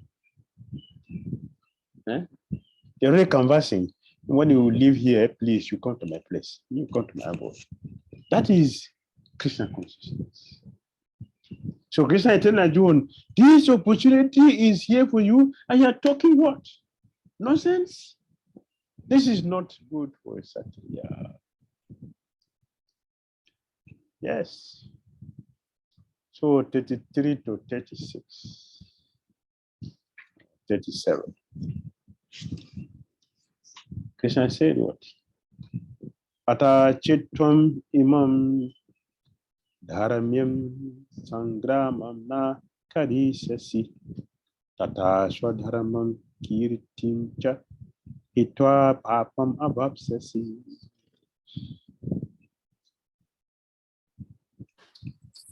If, however, you do not perform your religious duty of fighting, then you will certainly incur sins for neglecting your duties and thus lose your reputation as a fighter. So from 33 to 36, consequences of not fighting. Krishna said, Papam.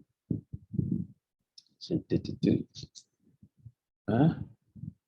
You will incur sinfulness. You are trying to avoid sin, but what you are trying to do is to get the reaction from the sins. Yes. That is one.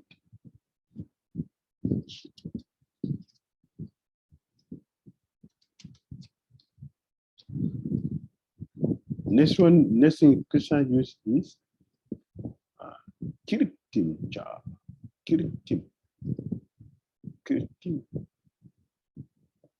Your reputation will go down. And that is what Satya would not like to do. Kirtim cha hitwa. Lose your reputation as a fighter. Dhir is not going to say, oh, Jai, Vanchakal Patari Jascha Kripa, Suntavitana Pavnivyu, Vaishnavyu, Namo Namaha. Dhir will never say that to you. Karna will not say that to you. Ha ha ha ha, look at this coward. He cannot even fight. He cannot. What is the use of carrying this bow? Don't drop it. And I don't talk about anyone who tell me that I'll kill the person. But he is going to that side. They are going to tell him you are a coward. What is the use of carrying the Gandhiva? Better drop it and give it to somebody else who is what you're using there. So you are following the path. You want to avoid sin, but the path we are following is towards sinful reactions. And you should make it very clear. You should understand very clearly that you are not going to be honored. You're not going to be respected. You're not going to be considered a compassionate person. Nobody going to see that. What we will see, what other people are going to see, especially Karana and Dhiroda, is that you're a lazy man, you cannot perform. Yes. 34. Maharaj, can I ask one question? Yeah, why not? Thank you, Maharaj.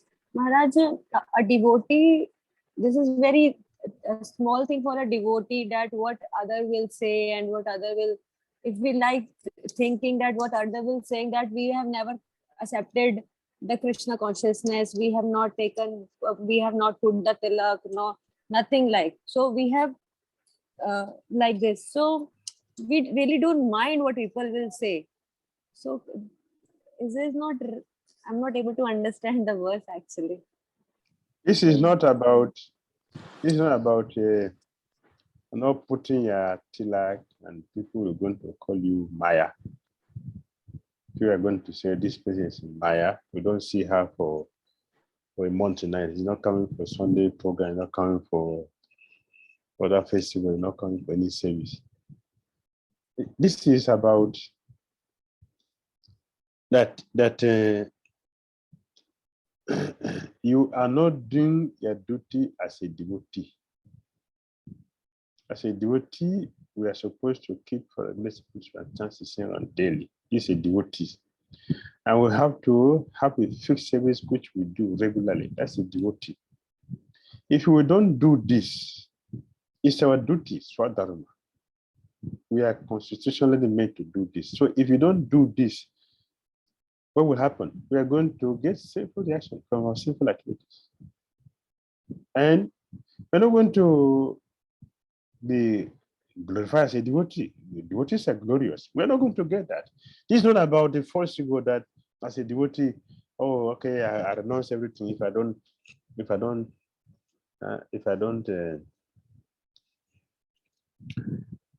do my service. Other people can do it. That is misunderstanding. In the 7th canto of Bhagavatam, the demigods they told of Brahma. Lord Brahma, when the Hiranyakasipu was performing austerity, the demigod they told of Brahma, they all come together and told Brahma, our dear father, this man, Hiranyakasipu, is performing austerity to dethrone you. You can on your own say, yeah, as a devotee, I'm not attached to position. A devotee should not be attached to a position, but we should be attached to our service. They are different things. Here we are talking about attachment to our service, which will give us a spiritual elevation. Yudhishthira Maharaj here and Arjuna, they are trying to avoid fighting. Why should we engage in fighting? Duryodhana is managing. Everything is going on very nicely. What is the need to come and fight again? This is not necessary. Krishna said, no, you don't understand me. This is not about managing nicely. So the demigod, they told the Lord Brahma, don't do this. Don't just think that you are compassionate, you're not attached to position, and allow this man to take this position. He's doing the austerity to dethrone you. He wants to dethrone you and take over the position. The problem is that when he takes the position, there will be no more Brahmana duties or offering sacrifices and performing sacrifice and austerity. It will be stopped. Protection of cows and the Brahmana, it will stop. Religious activity will be stopped. No more religious activities. So don't think that you are not attached to position. So, okay, you want to take, let him take. Don't do that. Now we can do so many religious activities. Dharma is going on. But when this man take over, nothing like that will happen. The same thing, that's what is happening here. And Krishna told it, Yudhishthira Maharaj, and said to Arjuna, no, this is about righteousness, not about you. This is not about you. Does it make sense? Yes, Maharaj, thank you so much. Maharaj, can I ask one little thing also? Yes. Maharaj, in the last verse, Krishna is saying that if you fight, opening for the doors of heavenly planets will open for you. If you even if you die, If you die, then this. Maharaj, in the beginning only, Krishna is saying that Krishna, Arjun, you are my you are my friend and a devotee. That's why you are eligible to hear Gita. So that's why I'm telling you this transcendental knowledge. Maharaj, if Arjun is a devotee, that why will very thankful to you that you already asked that what will happen to devotee if devotee leaves the body. So Maharaj, why Krishna is saying about this to Arjuna? Why giving this knowledge to Arjuna at that moment to go into, because if Arjuna is a devotee, he will not be he doesn't want to go to heavenly planets then. Krishna is not telling Arjuna to go to heavenly planets. Krishna is giving a principle for elevation. Principle. It's a principle for elevation, not about going to heaven or not going to heaven. A devotee has no interest in going to heaven. But for Kshatriya, he's referring to Kshatriya. You see, what is happening there, sometimes Krishna is speaking to a devotee and sometimes Krishna is speaking to a non-devotee at the same time. What is expected of us to do? As a devotee, what's expected of a non-devotee to do? Arjuna represents both. So it's a principle Krishna is establishing that should be followed by everyone.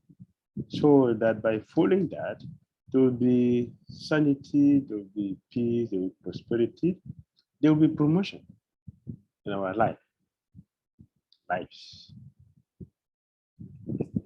Thank you so much, Maharaj. Hare Krishna. Okay, the next one is 34. Akiritim chapi bhutani tatayi shanti te vyayam sambhavi tasya chakirtir maranat atirishati.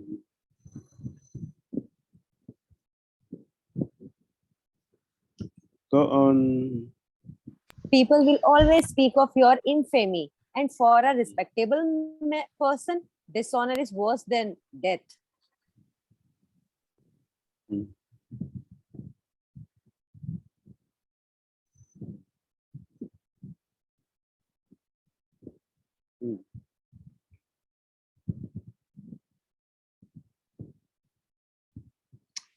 We may question why a devotee like Arjuna should be concerned about honor or dishonor. Yes. We should understand that in this section of our Gita, Krishna is not speaking to Arjuna on the transcendental platform of devotional service. I told you, Krishna is talking to devotees sometimes and talking to a non-devotee. So here, rather, he is addressing Arjuna's brave Kshatriya spirit. The pain of a grace life will be more painful than death for a warrior like Arjuna.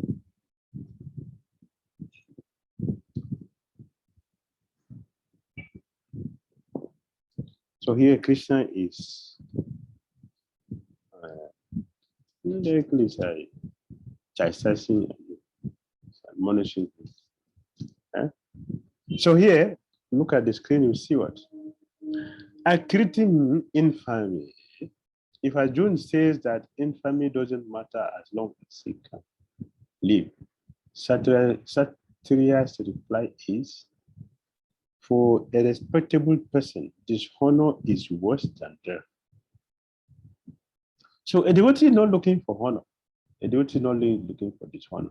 In chapter 6, Krishna will be speaking honor and dishonor for a devotee, that is nothing. And that is how we also look at our advancement. But here, Krishna is speaking to Kshatriya. Krishna is addressing our duty, our devotional duty, our spiritual duty of service, the spirit of service. We should do what is expected. What will happen to a temple, a devotee in the temple, and if your service which have been assigned to you is not done, you don't go there to do it. Think today, yeah, I'm not attached to service. There are many devotees there, they can do it anywhere. And in fact, they even get a better person to do it than me. So by doing it, I'm too insignificant. So it doesn't matter if I go and do it. Suppose one thing like that didn't go to the temple to do a duty, what would happen? What would happen? The devotee will not get the service again. His credibility Oh, yeah, will be at stake. Yes, you will consider irresponsible. This person, you cannot depend on this person. You give him or give her a service to do. Today is there, tomorrow you don't see, and he will not inform you that it's not coming. No, nothing. This is not renunciation. This is not compassion. This is not perfection. It is actually ignorance. So Krishna is addressing this so we can have a clear understanding. Yes, we'll be dishonored. So it's not about our personal thing that's okay, honor. Like the demigods are telling of drama. This man will take over their position and nothing good will happen again. Everything will go down. Every good thing which is happening now, it is stopped. And that's exactly what the Hiranyakasipu is. Yes.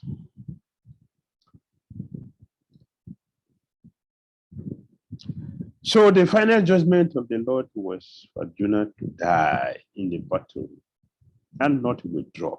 That's the final thing Krishna said. 35.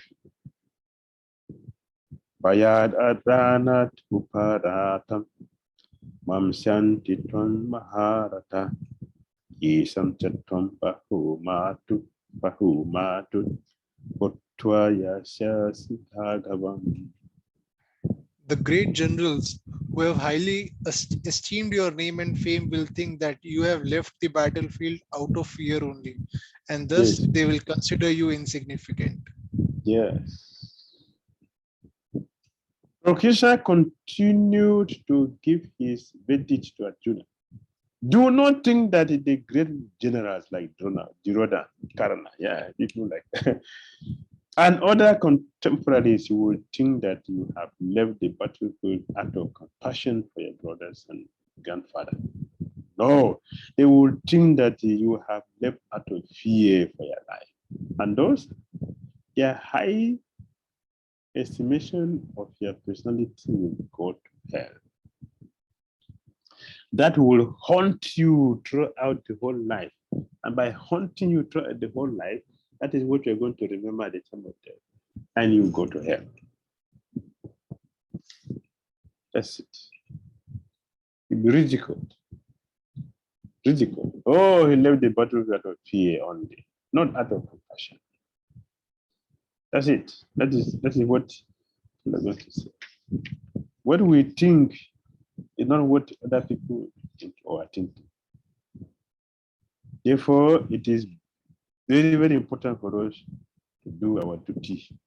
We should do our duty. 36. Abashabadam Chabahun Badi Santi Tabahitan Dindan Tastava Samaracham Tatu Dukataram Mukim. Your enemies will describe you in many unkind words and scorn your ability. What could be more painful for you?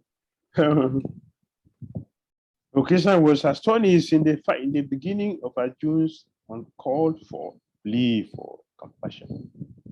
And it described his compassion as befitting the non-Aryans. Now, in so many words, he has proved his statement against Arjuna's so-called compassion. Avasha Badams. They will speak on kind words. Nin Dantastava Samaratyam. They will scorn your ability. Look at this incapable man. You can't do anything, cannot fight. You are useless, you are a disgrace to your family.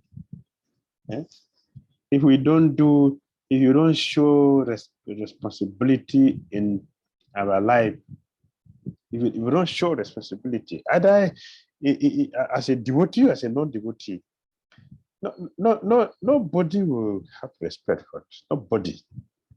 Nobody will have respect for irresponsible person. Everybody will scorn, will think bad about you. Oh, this useless man. Oh, I don't believe this man. Oh, I cannot trust him. No, I don't want him in my party because he will disappoint you when you needed him the most. We don't want to engage irresponsible person in irresponsible duty. Yes. So Krishna is speaking very strongly. Krishna is speaking very strongly.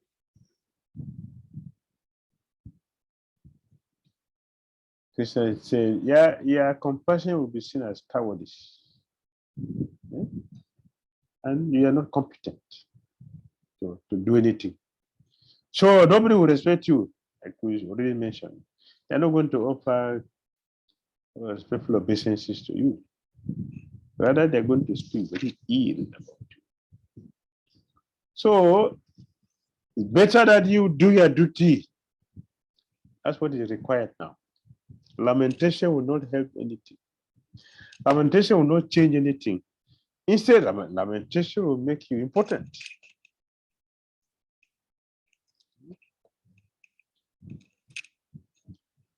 All right, 38.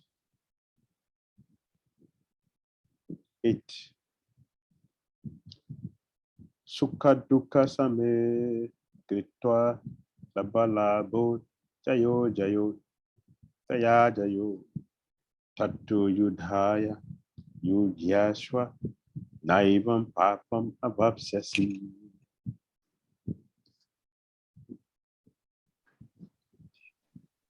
Do thou fight for the sake of Mataji, please. Do thou fight for the sake of fighting, without considering happiness or distress, loss or gain, Yes. victory or defeat, and by so doing you shall never incur sin. Yeah. Naivam papam avapsyasi. In this way, you would never incur sin. In which way? Executing one's duty in the proper consciousness. Yes. So verses 11 to 30 is about Gyan. 38 is Gyan and Karma. 31 to 36 is Karma. Fight with detachment, technically called Nishkam Karma Yoga or Buddhi Yoga. It brings elevation. It brings elevation.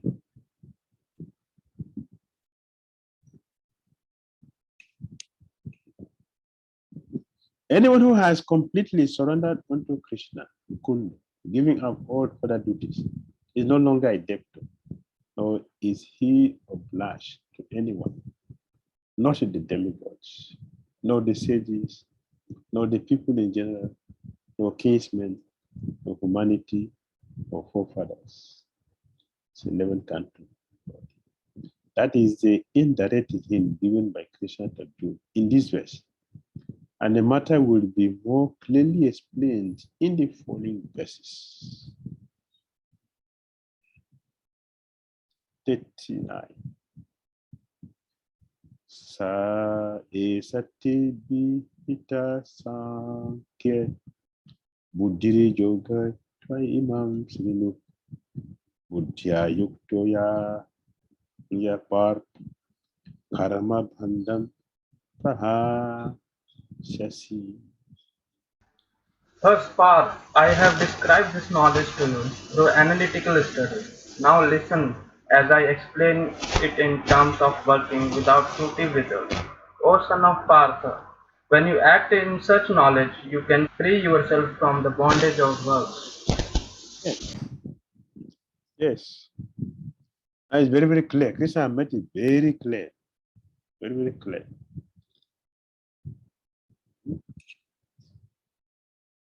Sankhya, by analytical study of matter and spirit. Why does Krishna explain Sankhya? Just to bring Arjuna to the point of Buddhi Yoga or Bhakti Yoga.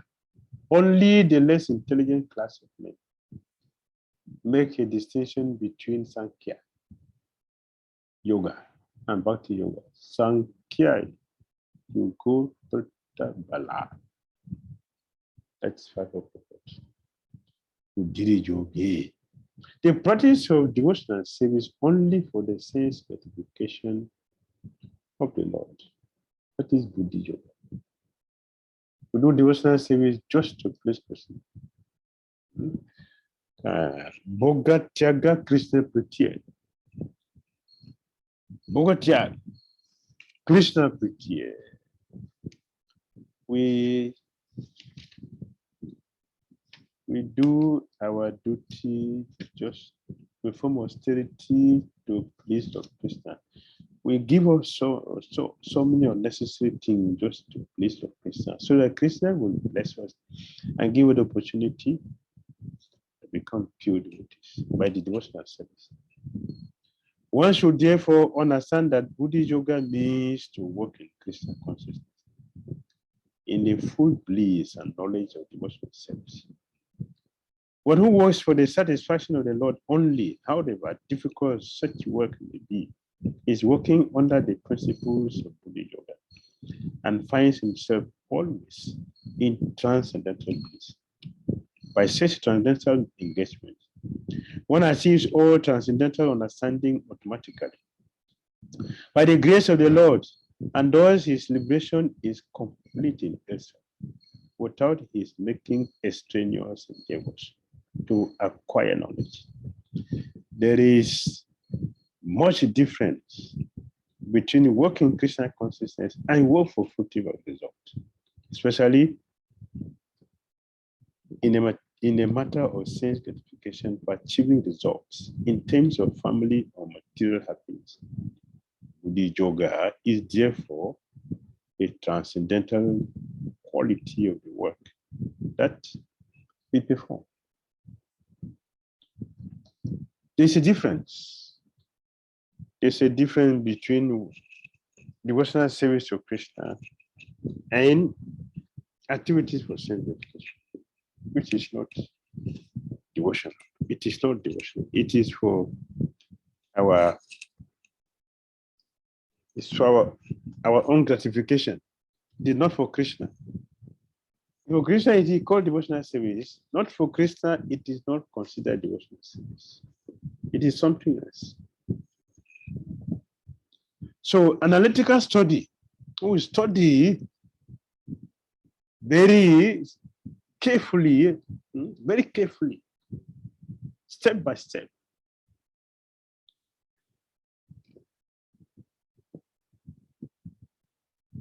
It will help us. It will help us to become a Bhakti yogi, which is different from gratify the senses for our own sake. It will not make us a Bhakti yogi. So, an intelligent person should take to Buddhi yoga. We take to Buddhi yoga, will naturally become devotee, perfect pure devotee. Fully engaging our senses in a Krishna consciousness. Fully, the senses is fully engaged in Krishna consciousness. Yes, we will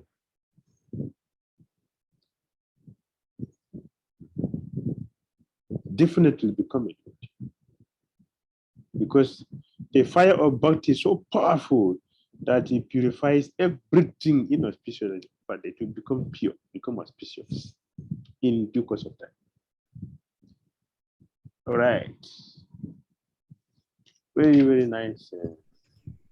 Maharaj? Yes, Prabhu. Maharaj, so I want to check my understanding that Sankhya Yoga is the analytical study where we are trying to distinguish our body from soul. Is my understanding correct for Sankhya Yoga? Yes, it's correct. Yeah, that is correct. And Buddhi Yoga is using our own intelligence. We are trying to find. We are trying to serve Lord. Is Buddhi Yoga this thing that through knowledge we are trying to practice bhakti? Yes, we are engaging our intelligence in serving Krishna.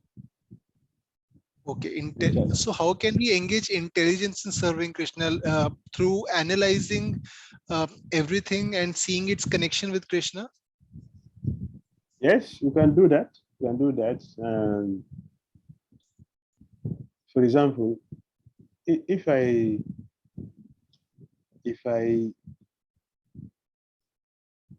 use my senses for gratification, I will suffer.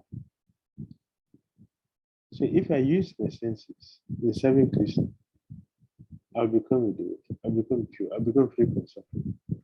That's intelligence. Therefore, it's better for me to engage my senses in serving Krishna instead of engaging my senses for something which is going to bring me suffering. That's intelligence. So Maharaj, then Buddhi Yoga and Bhakti Yoga are same, because we are in Bhakti also we are engaging in practical devotional service. And Buddhi Yoga also, through knowledge, we are understanding, and then we are engaging in our eyes in seeing Lord, or basically engaging our senses in serving Lord. So Buddhi Yoga and Bhakti Yoga are same. Yes. In chapter 10, Prabhupada explained that. Where? Chapter 10. Chapter 10. Okay. Text 10, Prabhupada explained that. 10, yeah. Yes. 10. Yeah. Buddhi Yoga, Bhakti Yoga, Prabhupada explained it. Because it's all intelligence. We are engaging our senses in serving Krishna. And in many places, Krishna requests, for example, 12, 8. Chapter 12, text 8, Krishna requested with our mind and intelligence engage in the service. Many places, Krishna says, chapter 12, text 8, our mind and intelligence fixed in service.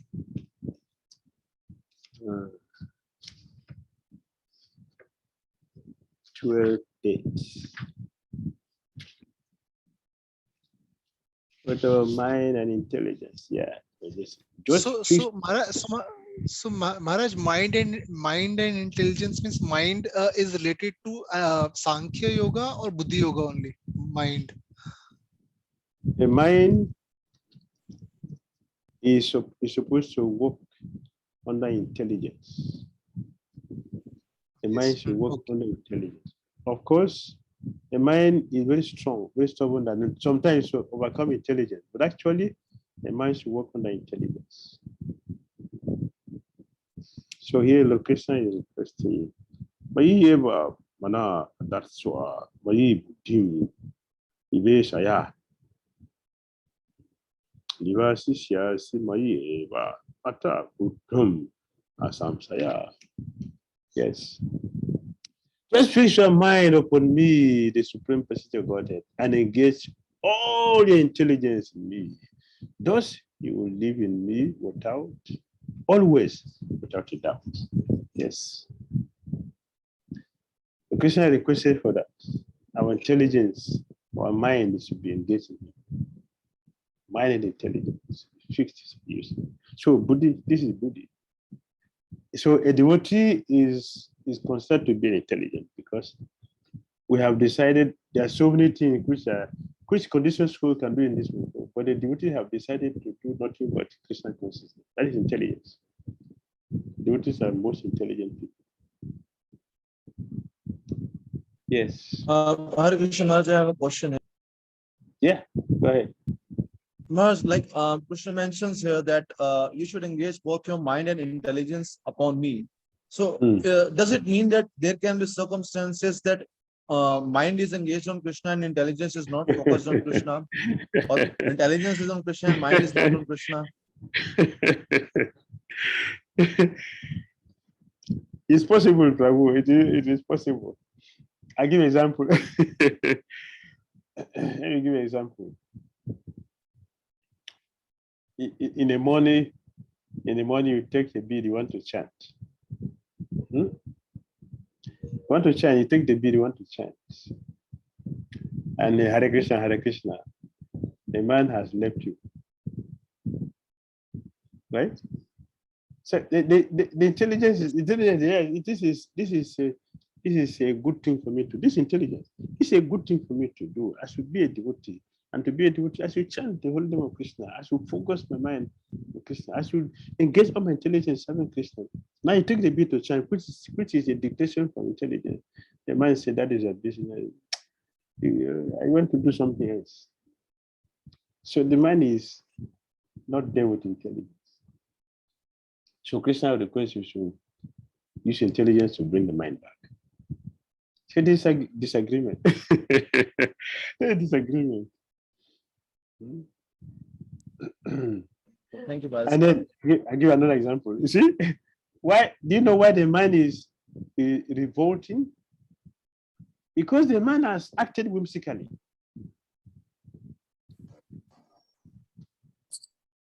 Yesterday, the man the man said,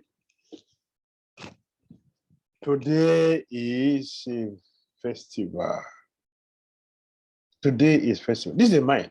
Today is a festival. And it doesn't allow person to waste. Please eat more, eat more, eat more. Okay, so you're eating more than necessary. When tomorrow the intelligence will say, let us chant, the man will say, chant what? Chant what? I want to rest. I want to chant, no, I want to go somewhere else. The man is gone somewhere else. You have to struggle with intelligence to bring the mind back. So yes, it's happening. It is happening. Is it not? Yes, Maharaj. Yes, Maharaj. Yes. And Maharaj, is there any such circumstance available wherein mind is focused on Krishna, but the intelligence is, taking the mind away from Krishna? Is there any such circumstance available? Possible? Because the mind is very strong, stronger than intelligence. Sometimes, if the mind is focused, intelligence will be there. Intelligence will be there with us to guide us how to do that very nicely. When the mind accepts, all other senses will accept also. If the mind refuses, then other senses will refuse.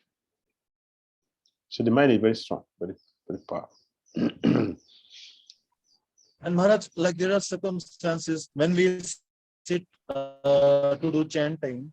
So mind is totally focused on chanting, but thoughts start thinking that, oh, you have to do this service also, you have to do this service also, when will you do that?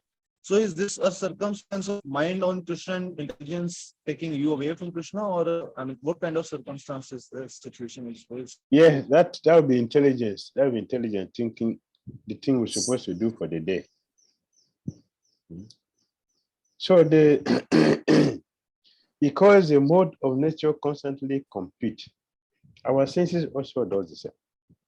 Because we are controlled by the mode of nature. Our senses do the same thing. When the mind agrees, the intelligence, not really. If the mood is dominating, that is how our senses are going to function. Disagreement always. Goodness will disagree with passion and ignorance, or sometimes ignorance will disagree with passion and goodness. Or passion will disagree with goodness and passion, and ignorance and goodness. So they are always fighting. And as they continue to fight, it is we who will, it is we who will suffer it. Therefore, we should constantly pray for help. Should constantly pray. My stubborn mind does not listen. So we beg the Holy Name, please. Beg Krishna, please. Beg our chariots, please. Take care of my restless mind so that we can all be together and chant. That's very important. Hare Krishna. And Maharaj, Thank one you, thing, Maharaj. as you Very wonderful examples you gave. Yes, Maharaj. And Maharaj, one thing, as you told that mind is very strong and it sometimes directs our senses and even it influences our chanting and all the activities. Means not only spiritual activities, but whatever duties we are doing, it distracts from it. So how can we make our mind strong so that we are able to focus on the activity that we are doing instead of trying to do multitasking and in that way getting distracted? How can we bring it back in our control and focus on the activity what we are doing, whether it be chanting, reading, hearing, or our duties? So first of all, we should understand what we are going to do, what we are trying to do. We should understand that. What are we trying to do? For example, I want to chant. So what should I do? I take my beat in hand. I want to chant. That is chanting. Or we enter the kitchen. What I'm trying to do in the kitchen, not for japa, not for sleeping. It is for cooking something. So we should first of all understand what I want to do, what we want to do here. Then we understand. Okay, I want to chant, but what are the challenges in chanting? What are the challenges in chanting? The mind is going to revolt. The body is going to revolt. The senses are going to also act differently. So we should be conscious of that. I'm conscious of this. That is why it is very important for us to prepare. To prepare before the day. If you're going to do good japa tomorrow, you should plan it from today. If I'm going to read something, I know the mind is going to react, my body is going to react, but the sense are going to react. That's to plan it. Take a good section, okay, like we're treating here, the Gyan section by Gita in chapter 2, Gyan section. So we tell ourselves, I want to absorb myself here to really understand what is the essence of Krishna trying to do in this section, 11 to 30. What is Krishna trying to do? 31 to 38. What Krishna is going to teach here? So we need the absorption. So I'm ready to do this. It's a sacrifice. Therefore, I can praise before doing that. And Sanatana Goswami mentioned in Brihad Bhagavatamrita, the way to sharpen our intelligence, to sharpen our mind, is taking vows. We want to sharpen our intelligence. We want to sharpen our mind in Christian consciousness. The true is taking vows and austerity. That is a recommendation of Sanatana Goswami. Hare Krishna Maharaj. Maharaj, sometimes we claim that I'm going to chant with japa tomorrow, but we fail again and again. I mean, we prepare, we plan for tomorrow's japa, but we fail. Why it happens? To pray is one thing. What is the quality of our praying? Do we really mean what we are praying? Do we really mean that, or you are just doing it? It's a routine. If it is, do you understand? We should mean what we are trying to pray. We are praying. So that means we should be conscious of that. We should know. I'm saying something which is very important, very serious, and I'm talking to a supreme person or his agent. So we should be serious about that. That we are praying, we should be very, very mindful when we are praying. And then now we have to work on that now. That we have prayed for strength. We have to work on that by making effort. So I want to chant, I'm feeling sleepy. So because I want to really chant, it is my desire, and I have decided to do this, and I want to make sure I do it. Challenges are coming, I'm feeling sleepy, so I will stand up. That is a sign that I'm serious. I really pray. So I will stand up. And even if I'm still feeling sleepy, you should move. You should move, go, come back, go. And Papa does this regularly, every day. Papa moves around, go and come back, go. Every week, Papa, he must do this. So this intelligence, we are looking, okay, Papa did like this. Oh. It is when we are making effort that the help will come. Not that I just pray to Krishna, please, I want to chant Hare Krishna. And then tomorrow, I'm going to sit down and lean on the wall. I'm sleeping and I'm not doing anything. It will not work like that. We have to make effort to really prove that we are serious. That is when the help will come. We are making effort. Prabhupada said, you try, Krishna will help you. So, Hare Krishna. Hare Krishna, All right. Maharaj. Hare Krishna. Maharaj, can I please request you to share your email ID so I can text you? We really need the PPTs which you are showing. So, No problem.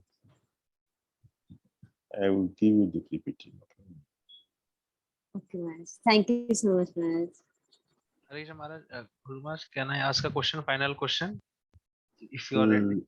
Sorry. Just a minute. Just give me a minute. Just 1 minute. BGD.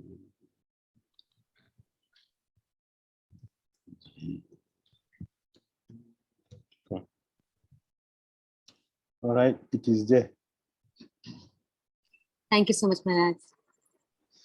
Yes, bro. Go ahead with your question. Maharaj, the question is that like if Arjuna left the war battlefield, then they will say that he's going because of fear or infamy. They will laugh at him. So if like devotees, they may not do the job very well, the jobs, or they are not achieving very high materially because they are not interested, or maybe they in the jobs they are doing just enough so that they are not fired from the company. Is it fine, or like will they incur sin, or will other people make fun of them? We should take care of that they don't make fun of us, or I should do best. Your friend will make jest of you. Your family member will talk bad about you. Your wife will say, this is useless husband. He's not serious in his work. He's not serious. So many people will talk bad about you. Will you be happy to hear those nonsense? Nobody will talk good about you. So since we have decided to do something, we should do our best. Why? Because all our activities are offerings to Krishna. So don't offer something less, because nobody wants to fail exam. No student wants to fail exam. I want to be a good student. I want to be the best student. I want to be the best student. So we want to be the best devotee. So let me do my best. I should put on my best. A few days ago, I was telling one devotee, if you want to do something, especially in Christian consciousness, you want to do something, you should know that whatever we do is our offering to Krishna. And Krishna is going to reward us based on that. So if today you are just doing something casually, you're going to cook, just cook as you like, not casually, you're going to sweep, just do anything, don't do like that. And then when you like, you do something good, don't do that, because we have been fluctuating like this all along, good and bad. The jiva is tasting sweet and bitter. Why is sweet and bitter?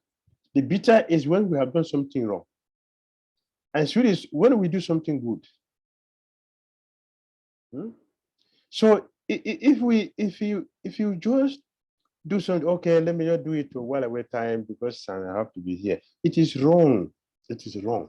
Since we are going to do something, we should know this is our offering to Krishna, and I must give my best. If you want to do, please give the best. If you don't want to do, please don't do anything, because you're going to get reaction from both of them. Thank you very much, Hare Krishna. See you tomorrow. Thank you, Maharaj. Thank you so much, Maharaj. Jai, Prabhupada ki jai, Gaura Bhakta ki jai. Jai. Thank you.